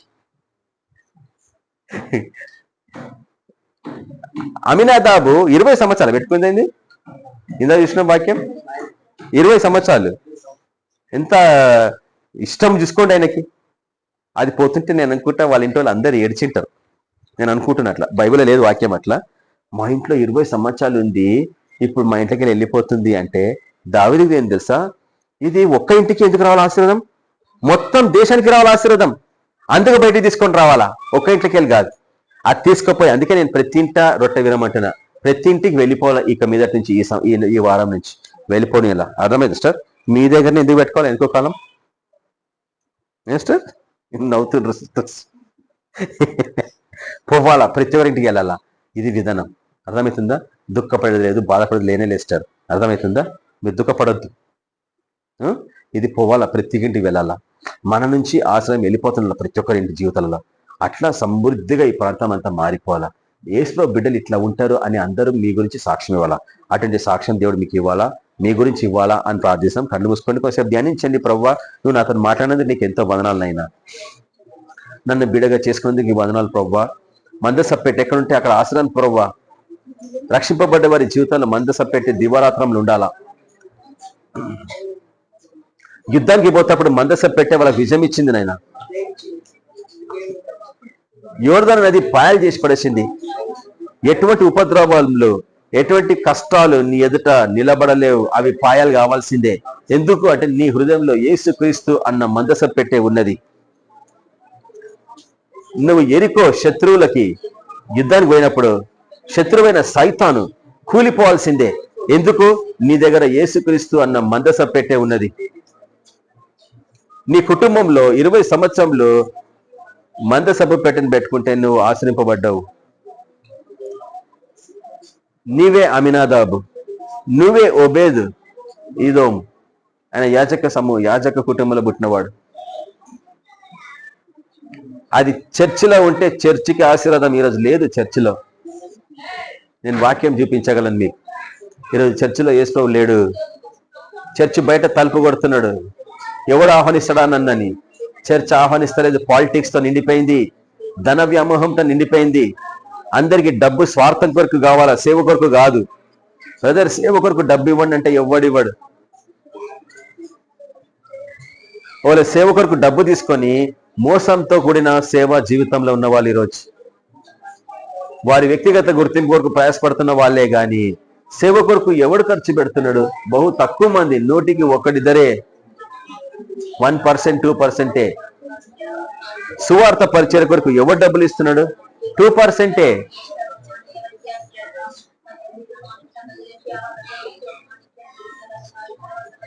దేవుడు సమృద్ధిగా ఇచ్చినప్పుడు కానుకలు దేవుని సేవ కొరకు ఎందుకు ఇవ్వరు? కానుకలు తీసుకున్న సేవకులు దేవుని పరిచయం ఎందుకు ముందుకు తీసుకెళ్లరు? ఒకటే చర్చ నీ లైఫ్ అంతా? నువ్వు ఎన్నో బ్రాంచ్లు స్టార్ట్ చేయాలి కదా. ప్రతి చర్చికి ఒక అనాథాశ్రమం ఉండాలా కదా. ప్రతి చర్చికి ఒక వృద్ధుల ఆశ్రమం ఉండాలా కదా.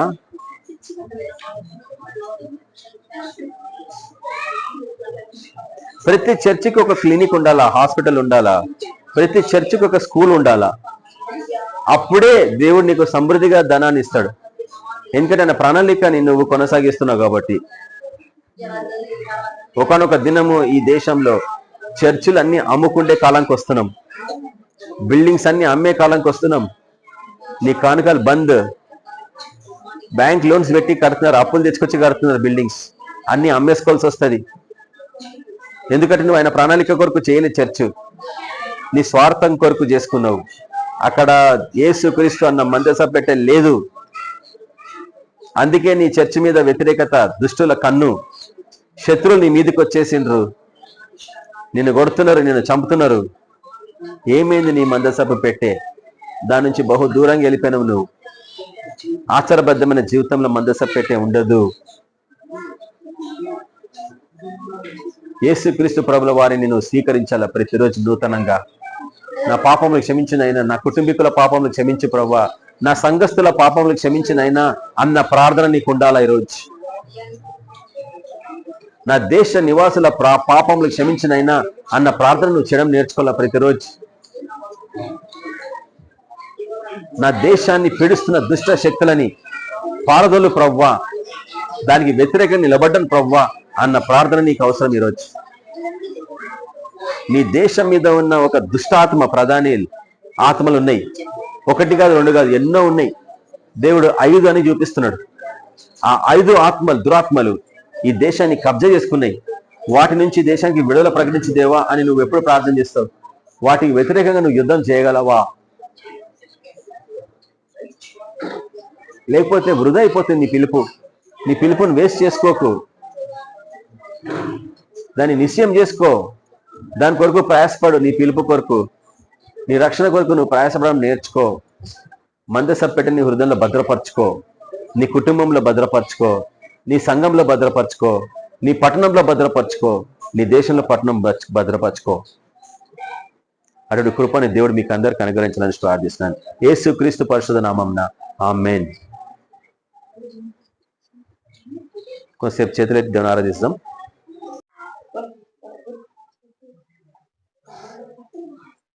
పరిశుద్ధుడవగు తండ్రి, సర్వోన్నతుడగు దేవా, మీకు వందనాలనైనా. ప్రవ్వా, ఈ యొక్క విశ్రాంతి దినంన ప్రవ్వా మిమ్మల్ని ఆరాధించలాగన, మిమ్మల్ని గణపరచలాగన ఇచ్చిన అవకాశాన్ని బట్టి మీకు ఎంతో వందనాలు. ప్రవ్వా, చెప్పబడ్డ ప్రతి సాక్ష్యం తండ్రి ఆశీర్వదించండి. వారి జీవితంలో మీ కొరకు సంపూర్ణంగా సమర్పించుకొని మీ కొరకు జీవించలాగన వారిని అభిషేకించండి. ప్రతి కుటుంబాల గురించి మీ ఇక్కడ ప్రార్థిస్తున్నాం నైనా. ఇక్కడ ప్రతి కుటుంబానికి శాంతి సమాధానం కలుగును గాక. యేసు క్రీస్తు పరిశుద్ధ నామమున ఓ ప్రభువా, అదే రీతిగా ప్రభువా ఈ కుటుంబాలు చివరి వరకు మీ కొరకు ఓపికతో కనిపెట్టుకోలాగన, రోషం కలిగి పౌరుషం కలిగి మీకు పక్షంగా నిలబడలాగన సహాయపడండి. సైతాను శక్తులకి వ్యతిరేకంగా నిలబడాలా, గద్దించాలా ప్రభావ వాటిని. ఓ ప్రభు వాటిని పోరాడాలా ప్రభావ. ఓ ప్రభు వాటి మీద విజయం అనుగ్రహించండి. వీళ్ళకి సంపూర్ణమైన విజయం వీళ్ళకి అనుగ్రహించమని ప్రార్థిస్తున్నాం. ఈ యొక్క మధ్యాహ్న కాలంలో మీ గురించి తనమల్లి మేము తలపోస్తున్నాం. ముఖ్యంగా మీ వాక్యాన్ని ధ్యానించిన ఆశపడుతున్నాం. సహాయపడండి, కనికరించండి నాయన. ఓ ప్రభు మీ కనికరంలో మమ్మల్ని అందరినీ జ్ఞాపకం చేసుకోండి. ఓ ప్రతి కుటుంబాన్ని జ్ఞాపకం చేసుకోండి ప్రభా. ప్రతి ఒక్కరిని మీరు జ్ఞాపకం చేసుకోండి నాయన. ప్రభా మీరు జ్ఞాపకం చేసుకుంటే మేము మర్చిపోతాం ప్రభా, మేము మరబడ్డ వాళ్ళం అవుతాం ప్రభా. కాబట్టి కనికరించమని ప్రార్థిస్తున్నాం. మమ్మల్ని అందరినీ ఆశ్రయించండి నైనా. మీ వాక్యంలో స్థిరపరచండి నైనా. మీ వాక్యంలో మేము ఎక్కడున్నామో చూపించండి ప్రభా, నడిపించమని ప్రార్థిస్తున్నాం. ప్రతి ఒక్కరిని మీ కొరకు సాక్ష్యం నిలబెట్టుకోమని యేసు క్రీస్తు పరిశుద్ధ నామమున ప్రార్థిస్తున్నాం తండ్రి. ఆమేన్. హల్లెలూయా. ఒకసారి అందరం హల్లెలూయా చెప్దాం. హల్లెలూయా, హల్లెలూయా. ఇంకోసారి, మరొకసారి, ఇంకొకసారి, ఇంకొకసారి. హల్లెలూయా. ఎప్పుడు నిద్ర రాదు మీకు. నిద్ర వస్తే మరోసారి అర్పిస్తా. హల్లెలూయా. సరే, మందసపు పెట్టే కదిలింపు అన్న అంశం గురించి నేను మీతో కొంతసేపు మాటలను ఆశపడుతున్నా. కొంతమందికి తెలిసి ఉంటుంది, కొంతమందికి తెలియకపోయి ఉండొచ్చు. నేను ప్రయత్నిస్తా దాని గురించి అర్థం చేయడానికి. దానికి ముందు మీకు అందరికీ ఒక చిన్న బొమ్మ చూపించాలని ఆశపడుతున్నా. నేనేం చేస్తా, ఇది ఇట్లా పంపిస్తా ఉంటాం మీకు, మీరు అందరూ చూస్తూ ఉండండి. ఈ బొమ్మ చూసారు కదా, కనిపిస్తుందా మీకు? ఇట్లా పెడతా, కనిపిస్తుంది ఎవరికి అందరికి? ఇట్లా పెడతా దగ్గరికి. తర్వాత కూడా మీరు చూసుకోవచ్చు, యూట్యూబ్లో వేస్తాం కదా వాక్యాలు, మీరు అందరు చూసిండ్రా ఎప్పుడన్నా?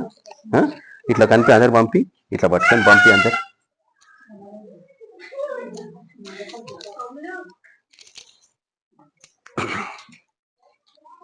చూసిండ్రా?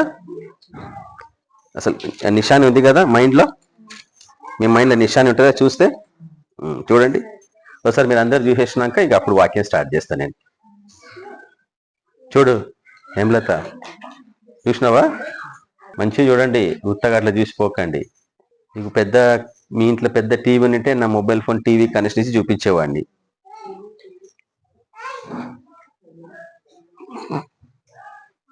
పైన పెట్టుకుంటే పైన చూస్తారు, కింద ఉంటే కింద చూస్తారు.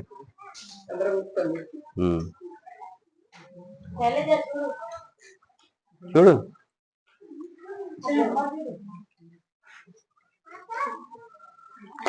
మంచి చూడాలా ఇచ్చినప్పుడు కదా. సరే, మరోసారి నేను ప్రేక్షకులకి, ఆన్లైన్ ప్రేక్షకులకి ఇది కేవలం. కాబట్టి ఇప్పుడు మీరు అందరు చూసిండ్రు కదా, దీని గురించి నేను మీతో చెప్పాలని ఆశపడుతున్నా కదా. ఇదే దీని గురించి. ఇది ఏంది, బైబిల్లో ఎందుకు దీని గురించి చెప్పబడింది? ఎవరికైతే ఈరోజు వాక్యం అర్థమవుతుందో వారి జీవితంలో విశేషమైన కార్యములు, హల్లెలూయా. ఎవరి జీవితంలో ఈ వాక్యము స్థిరపరచబడుతుందో వారి జీవితంలో ఏం జరుగుతుంది? విశేషమైన కార్యములు. వారి కుటుంబంలో అంత సమృద్ధి, వారి కుటుంబంలో అంత సమృద్ధి. చెప్పండి, ఎంతమందికి ఇష్టము? చేతులు ఎత్తిండ్రు, చూడండి ఎంతమంది చేతులు ఎత్తిండ్రు. ఎవరికి ఈ వాక్యము సంపూర్ణంగా వాళ్ళ హృదయంలో స్వీకరించిన ఆశ కలిగి ఉన్నారు? ఎంతమంది? అందరా? అందరికి కావాలి కదా ఇవి. ఇందాక చూసినాం కదా ఆ చిహ్నం, ఆ బొమ్మ. ఆ బొమ్మ ఏందో ఈరోజు నేను చెప్పబోతున్నా. మీకు అర్థమవుతుందా? దాన్ని ఏమంటున్నామంటే బైబిల్లో నిర్గమకాండం నుంచి మీకు చూపిస్తా వాక్యాలు ఈరోజు. దాన్ని మందసపు పెట్టే ఏమంటారు? మందసపు పెట్టే లేక దేవుని నిబంధన పెట్టే అని కూడా అంటాం దాన్ని. దేవుడు ఇశ్రాయేలు ప్రజలతో నిబంధన చేసుకున్నాడు. ఈ మందసపు పెట్టే ఎవరు జాగ్రత్తగా దాన్ని భద్రపరుచుకుంటారో వారి జీవితంలో దేవుడు ఆశీర్వదిస్తాడు. తర్వాత వారి మీదకి ఎవరు వ్యతిరేకంగా వచ్చినా వాళ్ళని కాపాడతాడు. ఎన్ని వేల మంది నీకు వ్యతిరేకమైన వాళ్ళందరినీ తరిమేస్తాడు ఈ పెట్టే నీ దగ్గర ఉంటే. ఇప్పుడు అర్థమవుతుందా? కాబట్టి మీరు చూసిండ్రు ఇప్పుడు అది ఎట్లుంటుందో మందసపు పెట్టే. అయితే ఒకరోజు ప్రభు దేవుడు మోషేని పిలిచి ఈ మందసపు పెట్టెని తయారు చేయాలని చెప్పిండు. అర్థమైందా? ఇది ఎట్లుంది మీరు చూసినారు కదా, సూట్ కేసు లాగా ఉంటది కదా. మన ఇళ్ళల్లో బట్టలు పెట్టుకుంటే సూట్ కేసులు, లేకుంటే వెనకడికి అందులో అన్ని ట్రంక్ పెట్టే అనేటోళ్ళు వెనకడికి. ఇప్పుడు ఏమంటారో నాకు తెలియదు కానీ ట్రంక్ పెట్టే అనేటోళ్ళు. ఇప్పుడేమో సూట్ కేసులు, బ్రీఫ్ కేసులు, ఏమేమో పేర్లు పెట్టారు వాటికి. కానీ అప్పుడు మటుకు దాన్ని ట్రంక్ పెట్టే అనేటోళ్ళు, ఇంతకు ముందు మన తాతల కాలంలో. అయితే ఈ మందసపు పెట్టే లేక ఇంగ్లీష్ లో arc of the covenant of God అంటాం. ఇంగ్లీష్ లో arc of the covenant. Covenant అంటే నిబంధన. ఈ మందసపు పెట్టే దేనికి సంబంధించింది అన్న విషయాలు, దీనికి మన కాలానికి ఎంత సంవత్సరం? ఇప్పుడు దగ్గర దగ్గర 4000 దగ్గర 3-4,000 సంవత్సరాల క్రితం చెప్పబడ్డ వాక్యం ఇది. ఇప్పుడు చూసుకోండి, 3-4,000 సంవత్సరాల తర్వాత మీరు వింటున్నారు ఈ వాక్యాన్ని. కాబట్టి 3-4,000 సంవత్సరాల క్రితం ఏం జరిగిందో అవన్నీ మీకు వస్తాయా లేవా? స్వీకరిస్తారా లేదా? వారికి లాభం జరిగింది, దాన్ని తృణీకరించిన వారికి నష్టం కూడా జరిగింది. అపవిత్రంగా ఆ పెట్టెని ఎవరు తెచ్చిపెట్టుకున్నారో వాళ్ళకి నష్టాలు కూడా జరిగినాయి. దేవుని పట్ల ఆసక్తి కలిగి దేవుని ప్రేమించేవారు దాన్ని పట్టుకుంటే వారి జీవితంలో ఆశలు కూడా వచ్చినాయి. కాబట్టి ఇప్పుడు నిర్గమ కాండంలో నుంచి మీకు ఒక వాక్యాన్ని చూపిస్తా. ఫస్ట్ టైం మొట్టమొదటిసారి ఈ మందసపు పెట్టె దేనికి సంబంధించింది లేక arc of the covenant of God అంటే ఏంది, ఎందుకు సంబంధించిందని నిర్గమకాండము 25వ అధ్యాయము 10 నుండి రాయబడింది. 10 నుండి 22 వచనాలు, దగ్గర దగ్గర 12 వచనాలు కదా. మోషేతో దేవుడు ఏం మాట్లాడింది అనేది ఇక్కడ చెప్పబడింది 10వ వచనంలో. వారు తుమ్మ కర్రతో, ఇప్పుడు బాగా వినాలా, తుమ్మ చెట్టు కర్ర తెలుసు కదా, గట్టిగా ఉంటుంది, రాయిలాగా ఉంటుంది అది. తర్వాత దానికి చెదలు పట్టదు. ఇప్పుడు మీరు ఇందాక చెప్తున్నారు మీ ఇంటికి అన్ని పురుగులు చెదలు పట్టినాయి అనేసి. ఆ తుమ్మ కర్ర అయితే పట్టకపోయేది. యాప చెట్టు కూడా చెదలు పడుతుంది తెలుసా మీకు? చేదు కదా అది, అయినా కానీ దాన్ని పడతాయి. కానీ 2 రకాల చెట్ల గురించి మనం చూస్తాము. ఏదైంది, మన తాటి చెట్టు ఉంటుంది. తాటి చెట్టు కర్రకి పట్టవు, చెదలు పట్టవు. తాటి చెట్టు, అందుకే ఊర్లలో మేము పోయిన ఊర్లలో అంతా తాటి చెట్టు కర్రతోని దూలాలు చేసుకొని ఇండ్లు కట్టుకున్నారు. అక్కడ ఏమో ఆశ్చర్యపోయినాం. అంటే అప్పుడు అర్థమైంది దీనికి పురుగు పట్టదు, టేకు కూడా పురుగు పడుతుంది, ఏ చెక్క. కానీ ఈ తుమ్మ కర్రకి ఏ పురుగు పట్టదు, ఎందుకంటే అది రాయిలాగా ఉంటుంది. గట్టిగా ఉంటుంది ఆ తుమ్మకర్ర. తర్వాత తుమ్మ చెట్టు చాలా కాలం బ్రతికుంటుంది. అది అది చావదు. అది అన్ని చచ్చిపోయినా కానీ అది గట్టిగా ఉంటుంది దీర్ఘకాలం. ఉపమాన రీతిగా తుమ్మకర్ర మన దేవుని సూచిస్తుంది. ఉపమాన రీతిగా అది గట్టిగా ఉంటుంది, శక్తి గలది, చాలా పవర్ఫుల్ది.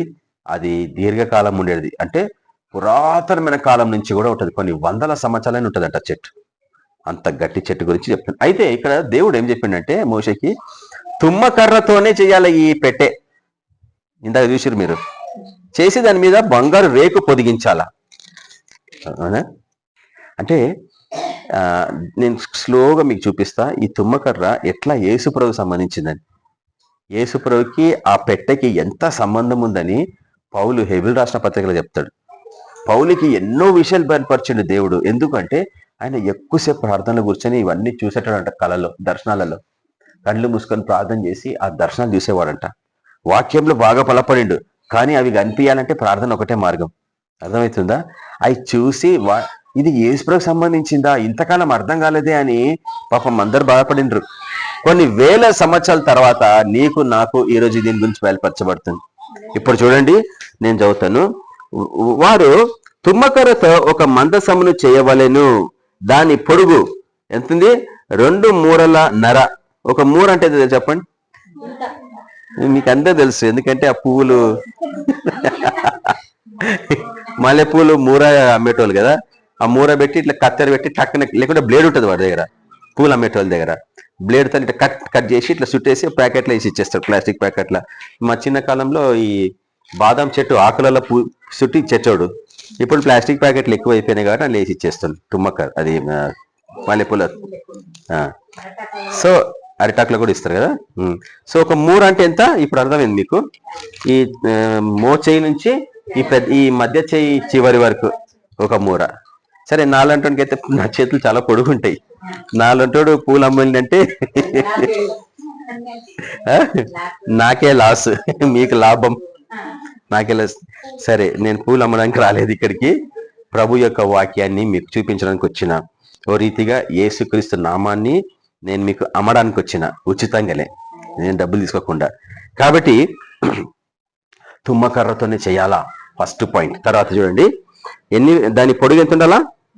2 మూరల నర, అంటే 2.5 మూరలు, 2.5 మూరలు. తర్వాత దాని వెడల్పు 3.5 అంటే 3.5. తర్వాత దాని ఎత్తు 3.5, అది కూడా ఎత్తు కూడా 3.5. సో వెడల్పు, దాని పొడుగు 2 మూరల నర, దాని వెడల్పు 3.5, దాని ఎత్తు 3.5. దాని మీద మేలిమి బంగారు రేకు పొదిగింపవలెను. ఇందాక చూశారు మీరు కదా, అదంతా బంగారు రేకు అన్నట్టు. దాని తర్వాత చూడండి, ఇప్పుడు నేను చదువుతుంటాను, మీరు వింటానండి. లోపలను వెలుపలను దానికి పొదిగింపవలెను. ఏది? బంగారు రేకుతో. ఆ పెట్టె చుట్టూ బంగారు రేకు పోయాలా. తర్వాత లోపల కూడా దానికి బంగారు రేకు పొదిగించాలంట. దాని తర్వాత ఏమని చూడండి, దానికి 4 బంగారు, సరే, దాని మీద బంగారు జవను చుట్టూ కట్టవలను. బంగారు జవ అంటే బంగారుతో అల్లినది అన్నట్టు, అంతా జాలిలాగానా, జాలిలాగా చుట్టాల దాని పైన. తర్వాత దానికి 4 బంగారు ఉంగరములను పోత పోసి, ఒక ప్రక్కను 2 ఉంగరములు, ఎదుటి ప్రక్కను 2 ఉంగరములు ఉండునట్లు దాని 4 కాళ్లకు వాటిని వేయవలెను. తుమ్మకర్రతో మోతకర్రలను చేసి వాటికి బంగారు రేకులను పొదిగించి వాటితో ఆ మందసపును మోయిటకు ఆ ప్రక్కల మీది ఉంగరములలో ఆ మోతకర్రలను దూర్చవలెను.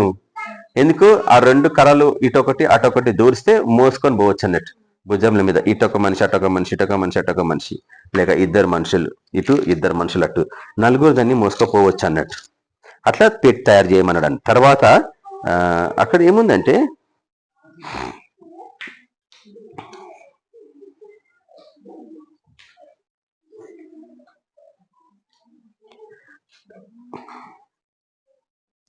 పదహారవ వచనంలో ఈ మందసపు పెట్టెలో ఏముంటుందో చూడండి. ఇది మూత. ఆ పెట్టె లోపల ఏముంటాయి? 16వ వచనం చూడండి. ఆ మందసములో నేను నీకిచ్చు శాసనములను ఉంచవలెను. ఏమన్నాడు? 10 ఆజ్ఞలు దేవుడు ఇచ్చిండు కదా మోషేకి, పలకల మీద, రాతి పలకల మీద. ఆ 2 రాతి పలకలు అందులో పెట్టాల, ఆ పెట్టె లోపల. తర్వాత చూడండి,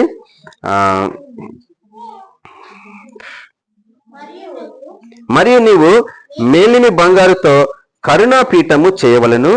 దాని పొడుగు 2 మూరలున్నర, దాని వెడల్పు 1 మూరెడున్నర, మరియు 2 బంగారు కెరూబులను చేయవలను. కరుణాపీఠము అంటే ఆ పెట్టె మీద ఒక పీఠం లాగా ఉంటుంది. మీరు చూసిన, అందుకే నేను జాగ్రత్తగా చూడమన్నా. అట్లా చూసి పంపించేసారు మీరు. ఎప్పుడైనా కానీ మీకు ఏదన్నా వస్తువు ఉంటే బహు జాగ్రత్తగా పరిశీలించాలా. బంగారం కొనికి పోయినప్పుడు పరిశీలిస్తారా లేదా? 10 సార్లు చూస్తారు. ఇది మటుకు ఒక క్షణం కూడా చూడకుండా పంపించేసారు. ఈ బొమ్మ ఇట్లా చూసినా మళ్ళీ ఇవన్నీ చెప్పి ఎక్కడున్నాయి? కరుణాపీఠం ఎక్కడ చూసినావా? దాని మీద 2 దూతల బొమ్మలు చూసిండ్రా? ఆ కరుణాపీఠం మధ్యలో ఉంటది. ఇటొక దూత అటొక దూత రెక్కలు దిప్పుకొని ఉన్నారు కదా. ఆ కరుణాపీఠము అనే స్థలంలో దేవుడు కలుసుకుంటాడు మనుషులని. అర్థమవుతుందా? ఈ పెట్టెకి అంత విలువ ఇచ్చిండు దేవుడు. నేను కొంచెం స్పీడ్గానే పోతాను టైంని బట్టి. తర్వాత మరియు 2 బంగారు కెరూబులను చేయవలను. కెరూబులు అంటే దేవదూతల బొమ్మలు అన్నట్టు. 2 బంగారు కెరూబులను చేయవలను. కరుణాపీఠం యొక్క 2 కొనలను నకిషీగా చేయవలను. ఈ కొనను ఒక కెరూబును, ఆ కొనను ఒక కెరూబును చేయవలను.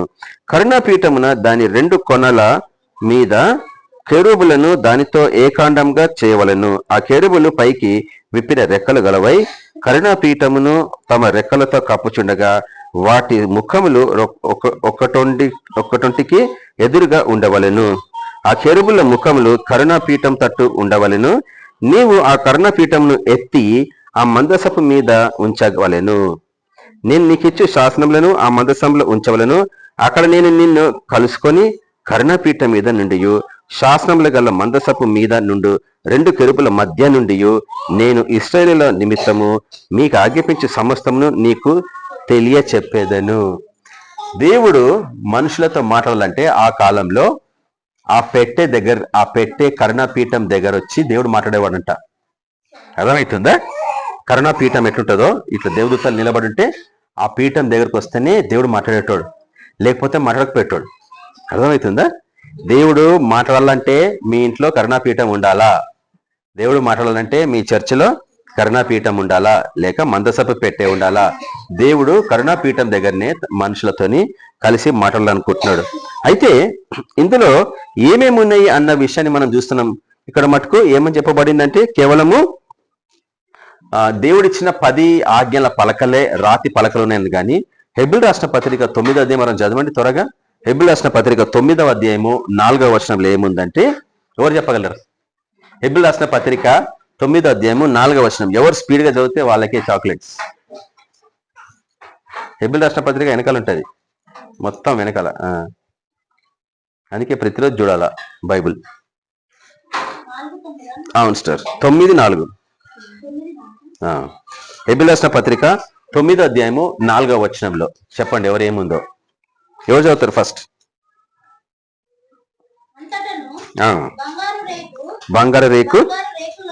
బంగారు రేకులతో తాపబడిన నిబంధన మందసమును ఉండేను. ఆ మందసములో ఇప్పుడు వినండి అందులో ఏమున్నాయో. ఆ మందసములో ఏమున్నాయి? మన్నా గల బంగారు ఒక పాత్ర కూడా ఉంది. అందులో 10 ఆజ్ఞలే కాకుండా ఒక పాత్ర, బంగారంతో చేయబడ్డ పాత్ర. దాంట్లో ఏముంది? మన్నా. తర్వాత చిగురించిన చేతి కర్ర, ఎండిపోయిన కర్ర ఉంటది కదా, ఈ ముసలోళ్ళు పట్టుకొని నడుస్తారు చూడు, ఆ కర్ర అన్నట్టు. ఆ కర్రకి చిగురొచ్చిందంట. ఆశ్చర్యం కదా. ఆ చిగురించిన కర్ర అందులో పెట్టాల. ఆ ఏది మందసపు పెట్టెలు ఏమేమి ఉన్నాయి చెప్పండి. మొదటిది 10 ఆజ్ఞల రాళ్ళు, శాసనాలు, 10 ఆజ్ఞలు రాసిన పలకలు. రెండవది బంగారు, దాంట్లో మన్నా. అప్పుడు మన్నా గురిసేది కదా, ఆ కొంత తీసి అందులో పెట్టిర్రు, భద్రపరిచిర్రు. మూడవది చిగురించిన కర్ర. ఈ 3 ఆ మందసపు పెట్టలేసి దాన్ని సీల్ చేసిర్రు. చేసి ఆ కాలం నుంచి దీర్ఘకాలము అది ఇశ్రాయేలు ప్రజల మధ్యలో ఉండాల. అది ఉన్నంత కాలమే దేవుడు ఏమన్నాడు, నేను మీతో మాట్లాడతా. మీతో మాట్లాడాలన్నా, మిమ్మల్ని కాపాడాలన్నా, మీకు ఏమి ఇవ్వాలన్నా, నన్ను మీరు కలుసుకోవాలనుకుంటే మీరు అక్కడికి రావాలా, ఆ పెట్టె దగ్గరికి. ఆ పెట్టె దగ్గరికి వచ్చి నాతో మాట్లాడితే నేను మీతో మాట్లాడతాను అని చెప్తున్నాడు దేవుడు. అర్థమవుతుందా? కాబట్టి ఇప్పుడు మీరు బాగా అర్థం చేసుకోవాలా. మరి ఇప్పుడు ఎక్కడుందా మీ అందసేపు పెట్టే ఉంటే అందరు మీరు పోయేటోళ్ళ లేదా? ఇప్పుడు వేరే మతస్థులు పోతుంటారు కదా రకరకాల స్థలాలకి. కొంతమంది ఇక్కడ, కొంతమంది అక్కడ, కొంతమంది రోమ్కి వెళ్తారు, ఇటలీకి వెళ్తారు, కొంతమంది తిరుపతికి వెళ్తారు, కొంతమంది కాశీకి వెళ్తారు, కొంతమంది ఇంకెక్కడెక్కడ వెళ్తారు మందిరాలకి, కొంతమంది హజ్కి వెళ్తారు దుబాయ్లో. అట్లా ఒక్కొక్క మతస్థులు ఒక్కొక్క స్థలానికి వెళ్తారు. మళ్ళీ ఈ మందసభ పెట్టే దగ్గరనే దేవుడు మీతో మాట్లాడుతూ అంటున్నాడు. మరి మందసభ పెట్టే ఎక్కడ ఉంది ఎవరికని తెలుసా? ఇశ్రాయేలు ప్రజలకు కూడా తెలియదు. తెలుసా మీకు? పోగొట్టుకున్నారు దాన్ని. ఇశ్రాయేలు ప్రజలకు కూడా తెలియదు. నేను ఇప్పుడు అవన్నీ మీకు చూపిస్తాను, కానీ ఎప్పుడన్నా అవకాశం ఉంటే చూపించేవాడినమ్మా. కొన్ని సంవత్సరాల క్రితము నేను చూపించిన, ఒక 25-26 సంవత్సరాల క్రితము ఇవన్నీ నేను చూపించిన. ఇశ్రాయేలు ప్రజలు ఎట్లా పోగొట్టుకుంటారో, ఎక్కడ పోగొట్టుకుర్రో, ఎవరి కాలం వరకు ఉండే కూడా చూపించిన వాక్యం. ఒక పాత నిబంధన ఇర్మియా కాలం వరకు ఉంటుంది. అది ఇర్మియా ఉంటాడు కదా ప్రవక్త అయిన ఇర్మియా కాలం వరకు కనిపిస్తుంది. దాని తర్వాత ఈ రోజు వరకు ఎక్కడ కనిపించదు. అప్పుడప్పుడు ఇంటర్నెట్ లో పెడతా ఉంటారు మనుషులు, మందసప్ప పెట్టే దొరికింది అని. కానీ నేను ఛాన్సార్లు చూసిన, అరే అట్లెట్లా దొరికింది, నీ ఎక్కడ న్యూస్ పేపర్లో చూడలేదే, వీడు ఎట్లా చూపించిన చూస్తే అలా అసలు మందసపెట్ట గురించి చెప్పాడు. అంటే మోసం అన్నట్టు. అందుకే యూట్యూబ్ వీడియోస్ చాలా జాగ్రత్తగా, టైం అంతా లాగేస్తుంది. అది జాగ్రత్తగా. ఇది ఈ మందసభ పెట్టే దొరికిందని ఎవడు పెట్టిండి ఇక్కడ? ఇదేమన్నా గవర్నమెంట్ న్యూస్ ఏజెన్సీయా, లేక ఎవడ సామాన్య ప్రజలు యూట్యూబర్సా? తెలుసుకోవాలా. తెలుసుకొని టైం పోగొట్టుకోవద్దు. ఎందుకంటే యూట్యూబ్ చాలా టైం లాగేస్తుంది. ఫేస్బుక్, ట్విట్టర్లు అంతా టైం లాగేసి నీ టైం అంతా దొంగలిస్తాయి. నీ టైంని దొంగలించేది దుష్టుడనుంది వాక్యం. అర్థమైందా? అపవాది నీ యొద్ద నుంచి సమయాన్ని దొంగలించేదాడు. వాడు దొంగ. కాబట్టి విలువ గల సమయం మీరు బాగా అర్థం చేసుకోండి. టైం అంటే ఏందో చాలా మందికి తెలియదు. టైం అంటే ఇచ్చిన దేవుడు ఇచ్చిన టైం పోతా ఉంది కదంటారు. కాదు, టైం అంటే ఆయుష్. నీ లైఫ్లో గంట గడిచిపోయింది, నీ లైఫ్లో ఒక 3 గంటలు గడిచిపోయింది. ఉదయం నుంచి సాయంత్రం వరకు. మనం 1 గంటకు వచ్చినాము, ఇప్పుడు ఏమైతుంది? 3 అవుతుంది దగ్గర. అంటే 3 గంటలు అయిపోయినట్ట. నీ లైఫ్లో 3 గంటలు అయిపోయింది. సమయం అంటే అంత విలువ. మళ్ళీ వస్తుందా 3 గంటలు వాపస్? నువ్వు యవ్వన కాలం నుంచి వయసు దాటుతూనే ఉంటుంది, కానీ మళ్ళీ యవ్వనంగా పోతావు వాపస్? ఎవ్వడు పోడు కదా. ఎవరైనా పోతారా? నికోదీమస్ అడిగిండు, నేను మళ్ళా తిరిగి జన్మించాలంటే ఈ వయసు ముసలోని నేను మళ్ళా ఎప్పుడు తల్లి గర్భంలోకి పోయి మళ్ళీ ఎప్పుడు నేను బయటికి రావాలా? ఆయన కూడా అర్థం కాలే, అంత పెద్ద చదువుకున్నోడికి కూడా. ఇది ఆత్మీయమైంది. అందుకే మీరు బాగా అర్థం చేసుకోండి. మీ టైంని మీరే విమోచించుకోవాలంటాడు ఎఫెసీయులకు రాసిన పత్రికలో. సమయాన్ని పోనీయక సద్వినియోగం అంటే ఏం తెలుసా? లాభం. వినియోగం అంటే తెలుసా ఎవరికైనా? వినియోగం అంటే ఏం చెప్పు? వినియోగదారుడు అంటే ఎవరు? కస్టమర్. వినియోగదారు అంటే కస్టమరే కదా. నువ్వు కస్టమర్ లాగా వాడుకో. కస్టమర్ అంటే ఎవరు తెలుసా? వస్తువులు కొనుక్కుంటారు దుకాణంలోకి పోయి, కొనుక్కుండేవాడిని వినియోగదారుడు అంటారు. దాన్ని వినియోగించుకునేవాడు అంటే ఎవరు తెలుసా? దేవుడు నీకు టైం ఇచ్చిండు, నువ్వు కస్టమర్.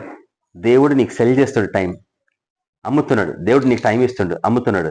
నువ్వేం చేయాలి? దాన్ని వినియోగించుకోవాలా. కొనుక్కున్నావు, ఫ్రీగా ఇచ్చిండు, కానీ వినియోగించుకోవాలా. తన బిడ్డలకి ఇస్తుండు, ఈ లోకస్తులకు అందరికీ ఇస్తుండు, అందరూ ఆయన పిల్లలే. కానీ మనం దేవుని కుమారులం. ఎందుకంటే దేవుడు మనం రక్షించుకోండు కాబట్టి, ఆయన పరిశుద్ధాత్మ ముద్రించుకోండు కాబట్టి మనం దేవుని కుమారులం. కాబట్టి మనం దీన్ని పోనీయద్దు. ఎట్లా వాడుకోవాలంటే టైం నేను చెప్తున్నా మీకు. ఈ లోకస్తులు దాన్ని వాడుకుంటున్నారు, కానీ దేవుని బిడ్డలు వాడుకుంటలేరు. అది నాకు బాధ అనిపిస్తుంది ఎప్పుడన్నా కానీ. ఎట్లా తెలుసా? ఈ లోకస్తులు ఎట్లా టైం వాడుకుంటారు తెలుసా? వడ్డీకి ఇస్తారు తెలుసా పైసలు? ఎంతకి ఇస్తారు?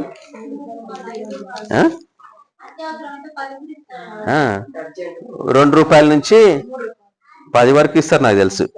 2, 3, 4. నేను నీ దగ్గరికి వెళ్ళి 2కి తీసుకుంటా, 3కి ఇంకోరికి ఇస్తా. అట్లా కూడా వాడికి తెలిసినంత తెలివి నీకు నాకు తెలియదు. వాడేం చేస్తున్నాడు? వినియోగ నువ్వు వీనికి వీడు వానికి వినియోగం అర్థం కావట్లేదు ఇక్కడ. అర్థమవుతుందా? అట్లా ఈ లోకస్తులు టైంని వాడుకుంటున్నారు. అయితే టైము మనమేమో ఆయుష్తో పోలుస్తున్నాము, ఈ లోకస్తులు టైంని మనీతో పోలుస్తారు. మీకు అర్థమవుతుందా నేను చెప్పే మాట? ఈ లోకస్తులు టైంని మనీతో పోలుస్తారు. ఈ బ్యాంకులు వడ్డీకి ఇచ్చేటోళ్ళు టైంని మనీతో పోలుస్తారు. అంటే మనీని టైంతో పోలుస్తారు, టైంని మనీతో పోలుస్తారు. ఎందుకంటే నెలకి వడ్డీ లేక సంవత్సరానికి వడ్డీ, అట్లా టైంతో. అంటే కాలం పోయే కొద్దీ దానికి తగినట్లు వాడు జమ చేస్తాడు పైసలు మీ దగ్గర నుంచి. వాడికి తెలుసు టైంని ఎట్లా వాడుకోవాలనో.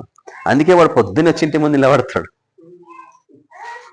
నువ్వు తాళం వేసుకొని పోతే రాత్రి ఎట్లా నిద్రపోయినకి వస్తాడు కదా, 11 గంటలకు వస్తాడు వాడు. వాడికి తెలిసినంత విలువ టైం నీకు నాకు తెలియదు. అందుకే మన జీవితాలు ఇట్లున్నాయి. మనం అన్యాయం చేయం. వాడు కొంచెం రఫ్గా ఉంటాడు, అన్యాయం చేస్తాడు, మోసం ఎంత చేసుకుంటాడు. వాడు చేసుకుంటే ఏముంది, మనకి సాయం ఉన్నప్పుడు వచ్చిన డబ్బు. కానీ బైబిల్లో ఉంది అప్పులు చేయొద్దని. కానీ ఈ రోజు ఎవడన్నా ఉన్నాడు అప్పులు చేయని వాడు ఇక్కడ? అంటే నువ్వు వాక్యానికి విరుద్ధమైనట్టే కదా. నేను ఎన్నిసార్లు చెప్పినా అప్పులు చేయకుండా ఎట్లా బ్రతకొచ్చని చెప్పినా లేదా? ఎన్నిసార్లు చెప్పినా అప్పులు చేయకుండా ఎట్లా బ్రతకాలా, దానికి విధానాలు ఏంది, బైబిల్ ఏం చెప్తుంది అని కూడా చూపించిన వాక్యాలు. వాళ్ళు ఎంతమంది పాటించారు చెప్పండి.